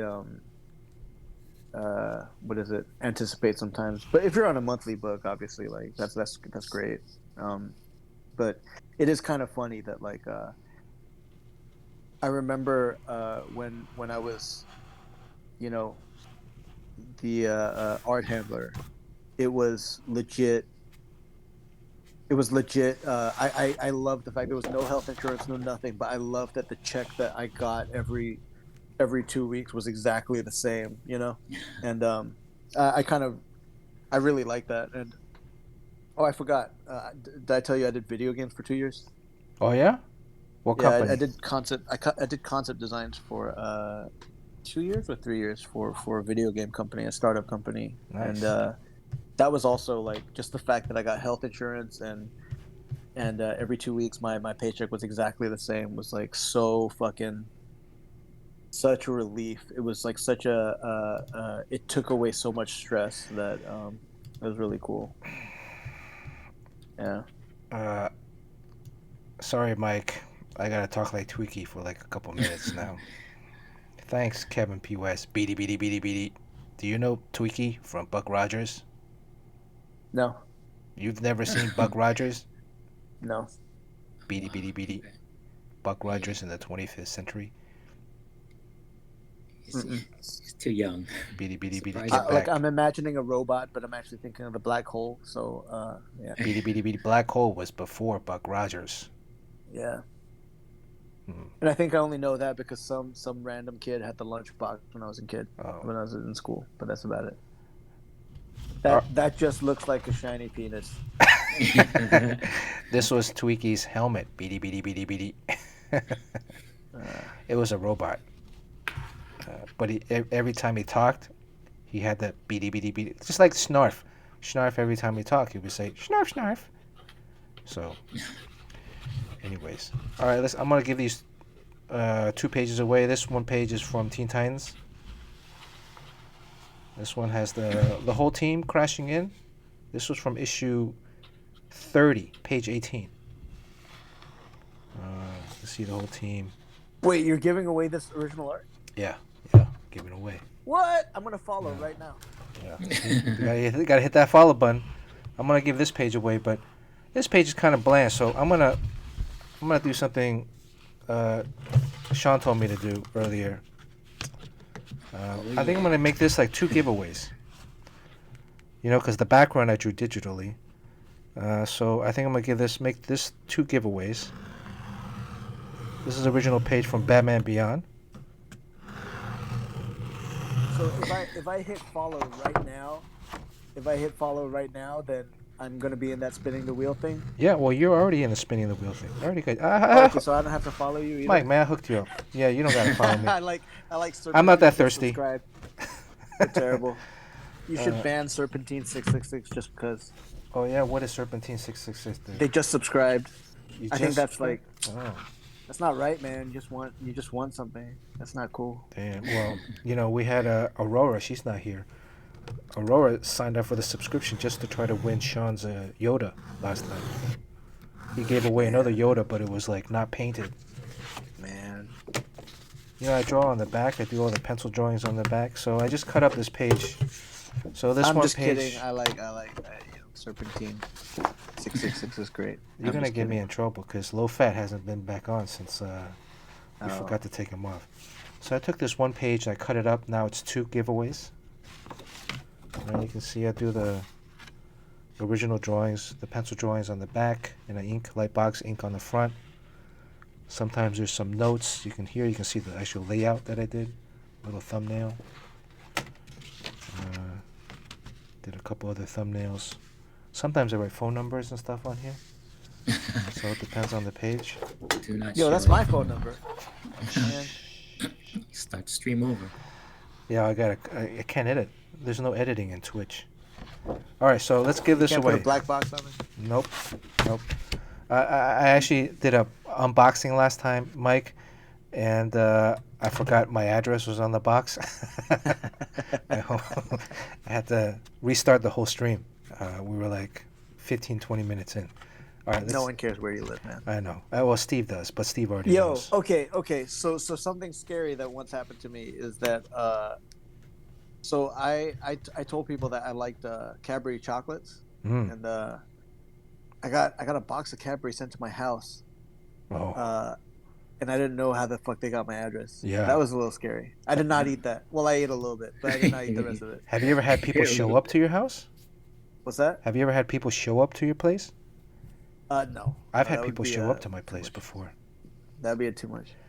Yeah. Namely Steve. But also besides Steve. Steve's not the only one that showed up uninvited. Gotcha. All right, I'm going to give away first this half page here, these 2 panels. This is Tim Drake as Batman Beyond in the Batman armor from when Capullo drew it, but this is in the future. It was like stashed. If you got to read the book, buy the trade paperback. This was Batman Beyond, issue 6, page 7. All right. All right, let's do the spin wheel. Mike, you're in. Let me, I don't want this one. I want the big page. You get what you get, man. No, this is, let's see. fuck this, man. Who is this? Let's see. Red next to D. Rogers. Red next to D. Rogers is blue. Too woke. This is too woke. Too woke. Are you here? You got to be here to win too. You see the background, the theme of the The stream is very Cobra Kai based. Too woke. There you go. Too woke to oh, too woke. All right. Well, too woke. Okay, I'll remove your after this.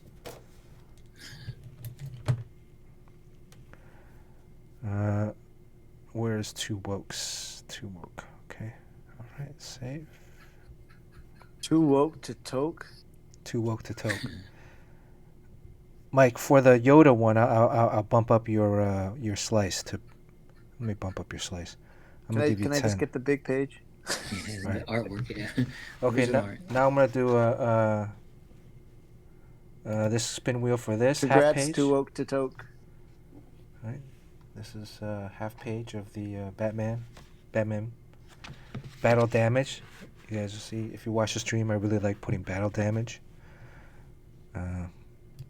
Maybe something psychological with that. All right, spin wheel.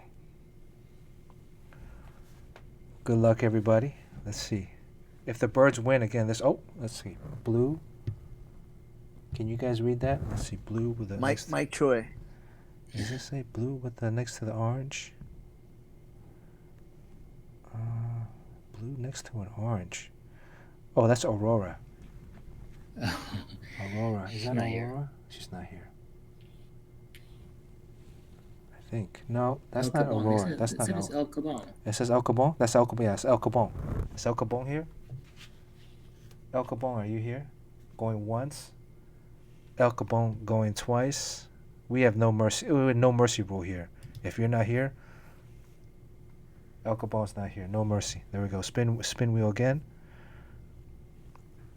This has been a great stream, Mike. I've really enjoyed listening to all your stories. I'm sure everybody. Oh, okay. What is this? 3 letters. Roy? Is this Roy Batty? Roy Batty? Is Roy Batty here? Yeah, he's here. Fuck Roy Batty. Yeah. Roy Batty? Roy Batty 06? He might have gone to sleep, but he was here. There he is. Oh, there he Okay, is. all right, Roy Batty. No, it's not you. Congratulations, Roy Batty. All right. Now, this one is for this big piece, for this original. Yeah, your big piece. Should I How cut about the this up? heart, though? Should I cut this one up so that more people can? No. Don't tear up my page, man. Teen Titans 30, page 18. See the whole gang coming through. It's the pencils on the back. All right. If the birds win this, that's going inside the cage. Okay, let's do a spin wheel for this. Let me do a poll. Sean, I'm gonna do a poll. You do your poll, but then Alright. keep the page by itself, man. You can vote on the poll too. Actually, I can't pull it up. I'm not gonna touch the browser. I don't want the computer to freeze. No practice spins tonight. Let's just spin this baby. Here we go. Good luck. And if you're international, maybe kick in a little bit. Okay. Ooh, who's that? That's orange next to. Oh, that was right next to. Who just won? That's Lurky Lurk. I think that's Lurky. That's Lurky. Lurky Lurk.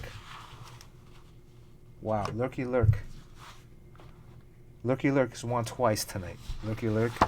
Oh, yeah, that's right. Shit, Lurky Lurk's in Canada. Fuck.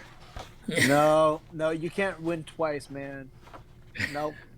Sorry, brother. Mike's making the rules tonight, Lurky Lurk. You Yeah. can't win twice. Wait, what did he win? The CD player? Yo. Yeah, he I won would the rather CD have player. And the CD player, I'm doing a drawing on the CD player, so. Yeah. No, I'm just kidding. I was just kidding. Okay. I don't want Lurky Lurker to find out where I live. Lurky's in Canada. And send me chocolate. There's a travel ban for Canadians. No, good. Congratulations, Lurky Lurker. Okay, all right, Lurky Lurk. All right, Lurky Lurk. He's gonna send you some. What is it, Cadbury? Yeah. Okay, Lurky Lurk. All right.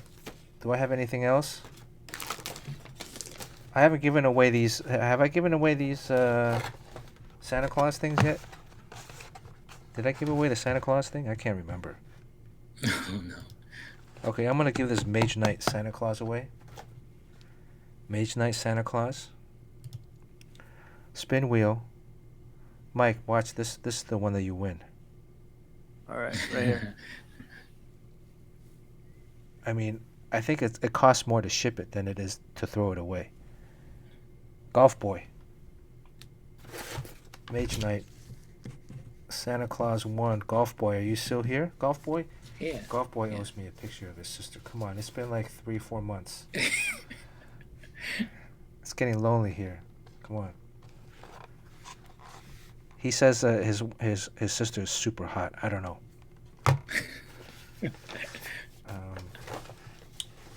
What else can I give away? Oh, I got another Mage Knight. This is another Mage Knight. Mage Knight 2. This is the second Santa Claus. This is the steampunk Santa Claus 2.0. I don't think this one's as valuable as the other one. The other one was like $30 on eBay. I looked it up. This one I think is maybe like $5. This is when Wizards of the West Coast started going down. WizKids. What is this? What year? 2003. Oh. This was 2001. Look at that. 20 years old. Older than some people here on stream. I think this is older than Carson McKinney. Okay. Spin wheel. Here we go. Good luck.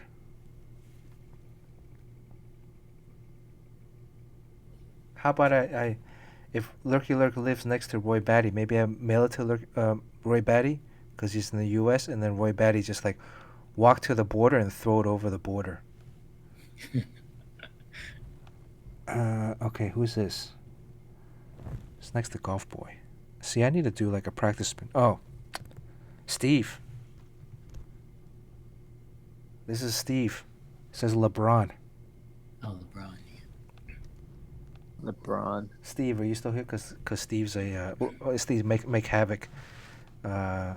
You probably met him at some of the shows out here, cause he's in L.A. Make havoc, are you here, Steve? Steve's not answering because he doesn't want this. He knows if he answers, then he wins, right? But he's like, I'm gonna stay quiet so I can.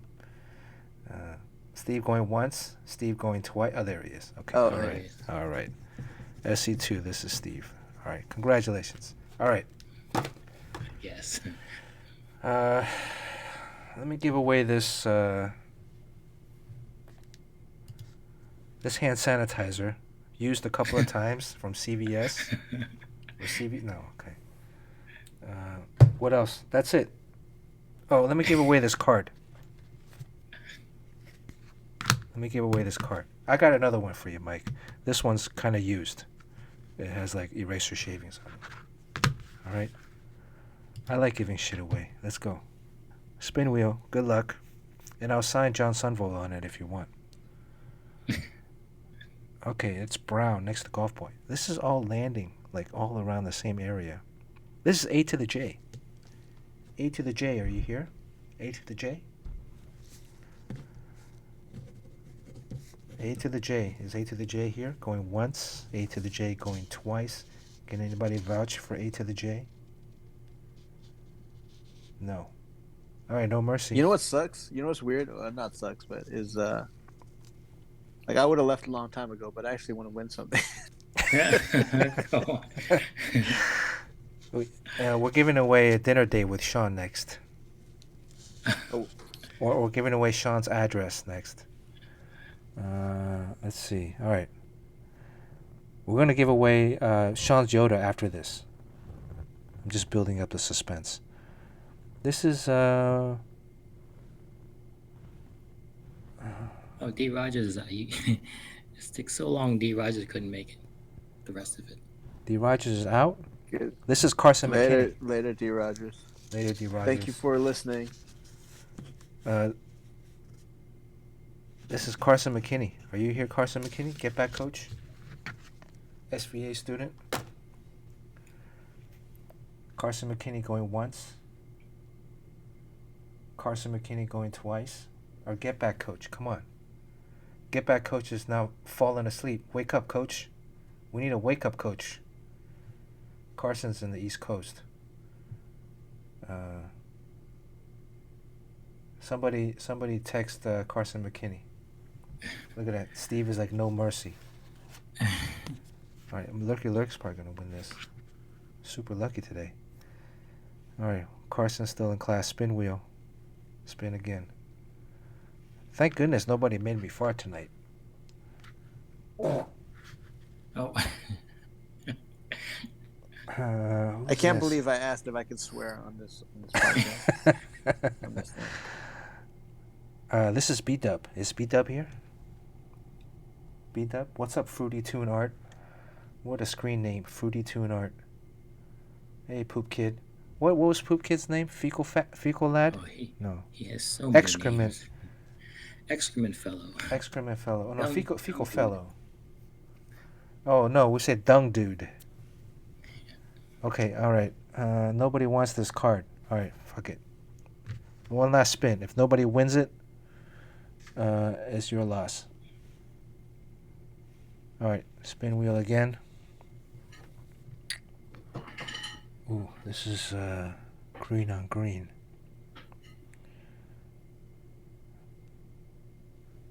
That's DYI Pickle again. Look, it's landing on the same people. DYI Pickle here? This wheel is rigged. Yes, there you go. Okay, DYI Pickle. Good. That saves shipping. I can just throw it in with the other there one. you go. Okay, now, drum roll, please. You want to try to win another piece of artwork, Mike? No, I think we should play. Let's do the Truth or Yoda. Dare. Do the Yoda. All right. I don't have a picture of the Yoda. Let me see. If you could beat up any comic book creator, who would it be? I put a picture in the in There's a picture on the the Discord. Discord. Yeah. Yeah. And if you're watching tonight, don't forget to hit that follow button. Where's my follow button? Hit that follow button so you know when we're going to be on again. Maybe Thursday, maybe Friday. Who knows? Definitely every Tuesday, or most every Tuesday. I think last week was the first week that we did not stream since like June, since we started. Yeah, you got really busy. Oh, did they postpone your book? I guess. I don't, that's the rumor. Okay, so this is the Yoda. Sans the special effects, There you right? go. How big is this Yoda? It's 3 inches. 3 inches? It's So, small, yes. okay. Yeah. And it's fully painted. Signed it and numbered it and everything. Signed, numbered, all right? And if you're overseas, you got to kick in a little bit for the shipping. Right? How much is it to ship this stuff? Because you got to package that nicely, right? Otherwise it breaks. Yeah, it's not that bad. It's like $7. Your Jimbo said your book got pushed back 2 months. Till March. God damn. Right? Yeah, I don't know what's going on. I mean, I'm done. But I don't know what's going on. Anyways, okay, let me make a poll. Oh. Mike's like falling asleep. Poll is. No, I like polls. All right, you can vote poll. Okay. The poll is practice spin or no practice, because it keeps on landing around the same areas. The same guy or same guys are.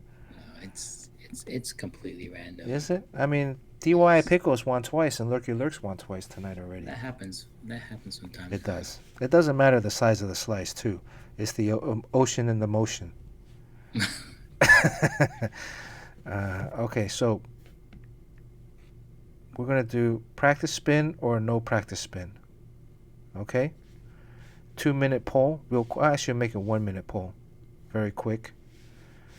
You can use your bits. Poll starts now. So if you go into the chat, if you look at the browser, Mike, up above the chat, there should be a bar that comes up that says practice practice spin, no practice spin, and you can Okay. vote. We're just Right. wasting time. So right now, it's Yeah. yes is winning 85% to 19%, 86 to 14. Yes is way ahead. Everybody wants a practice spin because the practice spin will then hopefully reset the wheel so that it's not landing in the same areas. But it also gives some other people, if you're close to it, it gives you an opportunity to maybe win the second time around. We're about 10 seconds left in the poll. 76 to 24. 76-24. Yes. 76% to 24%. Wow. 125 to 4. Oh, no has 5 seconds left. 4 seconds left. 3, 2, 1. Yes, practice spin. Okay. Wait, how many people voted? 165 to 57. Well, those are all channel points, right? Well, you can use your channel points, yeah, but come on, we don't need to tell the people that are watching to repeat that.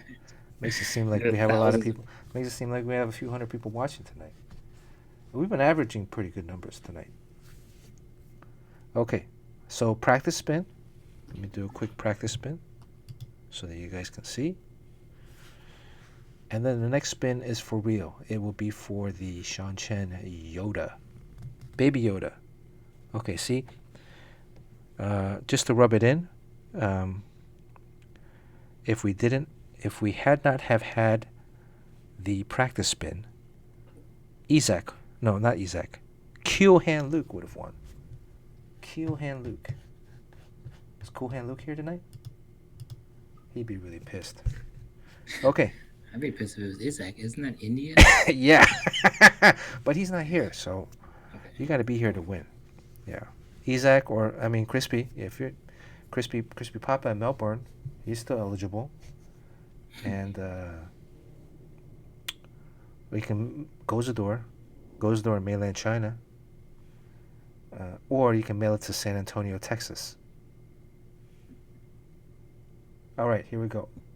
Oh, Cool Hand Luke is here. See, Cool Hand Luke, he could have won. All right. I want to thank everybody for.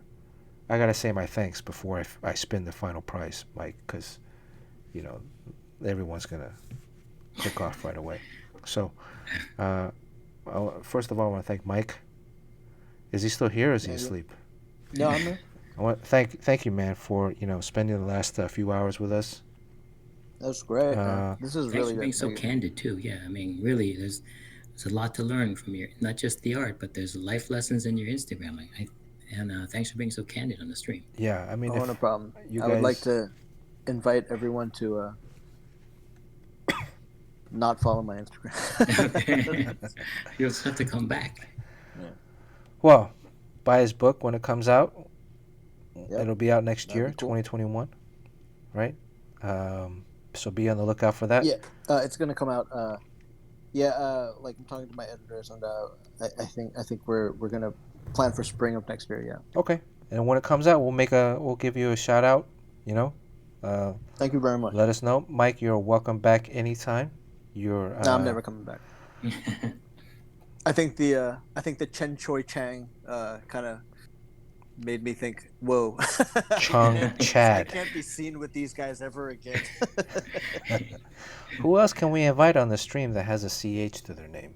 Michael Cho, Frank Cho. It could also Chen Choi Cho Chang Chang. It could also be like Rich, like CH at the end, right? Yeah. Or someone like that. I don't know. Or like Christine, or I don't know. We're trying to get more girls on here too.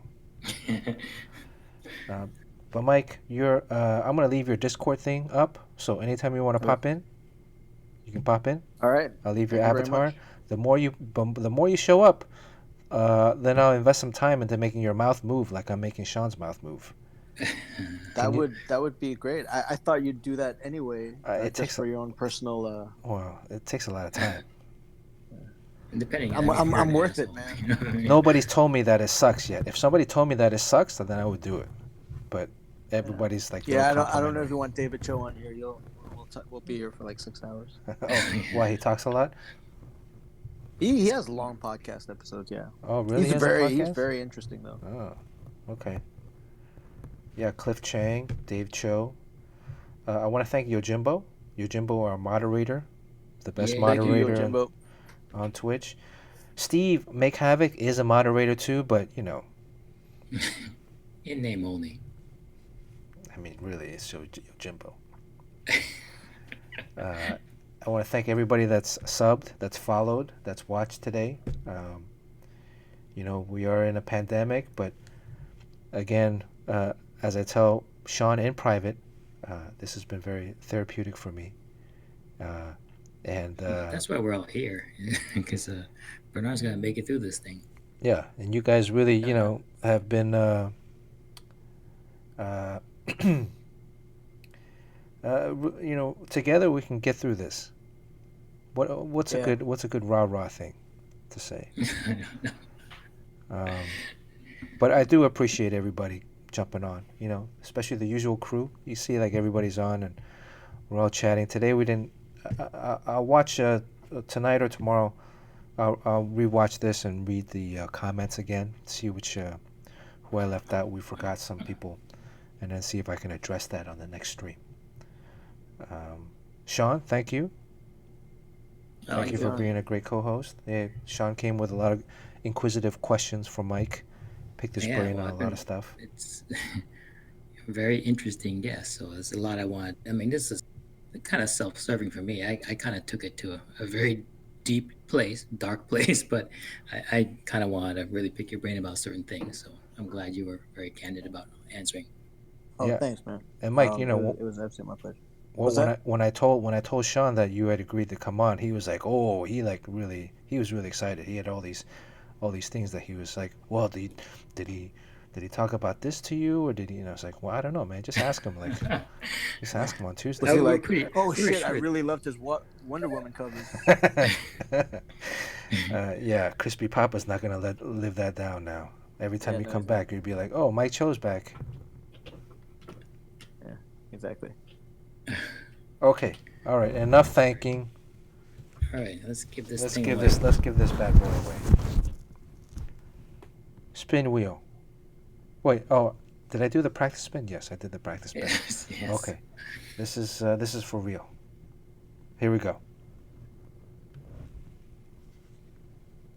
Usually there's a tick, tick, tick, tick, tick. What do you know? What do you know? Oh, didn't land on that before. Is that Cool Hand Luke again? I think that's Cool Hand Luke. I think it landed right in the same spot. That's Cool Hand Luke. So much for your plastic spin. So is he here, or Cool Hand Luke, is Cool Hand Luke here? didn't we pass over him last time? Cool Hand Luke was the practice spin too. So look at that. Kewl. Cool. And then that's Pandemos right underneath. Oh, he's here. So it's cool. It's Cool Hand Luke. All right. Well, Congrats, man. Wait, where does Cool Hand Luke live? Oh, there was a guy from Senegal too. oh God. Got to mention that. All right. Well, cool hand, Luke. DM me on Instagram with your address. I can send it out tomorrow. Only if he lives in the United States. All right. Well, I guess that's it. Sean, you got anything that you want to add before we go? I got 2 books coming out right before Christmas on the 23rd. My Batman Beyond 50 is a special issue, and then also the Chris Claremont anniversary issue from Marvel. Oh, that's Oh right. shit. Yeah, but yeah, those are all corporate stuff. But really, buy my book, Wingman, my graphic novel. So Awesome. that's available too. Awesome. Mike, you got anything else you want to add? No one. They're not going to be listening to this, but I want to congratulate all the college kids who are finishing up their semester. It's been a hard semester, I know, for a lot of you guys in school. And I know that our school in particular, we had a lot of dropouts because it's just way too hard to kind of like deal with school during this time. And if you guys stuck with it, and even if you didn't, I mean, like good on you guys, and congrats. Oh wow, yeah, I never That's it. thought about that. Yeah, Yeah. Well, I'm a deep thinker, dude, and I'm very considerate Well, about you're other you're people. connected to the students. I don't think we have that connection because we're just so out of that. Yeah, and I also like to empathize with people, unlike you, Sean. So there's that. I'm just kidding. Yeah. Cold blooded. Yeah, man. Yeah, There pickle. you go. There's one guy in Yeah, college. it's rough. Yeah, anyway, yeah. Thanks for having me. Congratulations, you guys, on 50. Oh yeah, but Very cool. Carson's not here, so Carson McKinney. Okay. Well, thanks again, All right. everybody. Good night, guys. Good night. All right. Good night, Thank you, everybody. Bernard. Thank you, and you're welcome back anytime. Thank you very much. All right. See you, Mike. I will never see you guys again. All right, bye.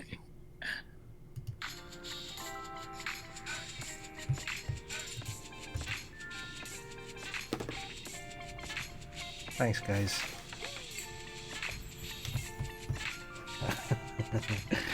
I'm gonna delete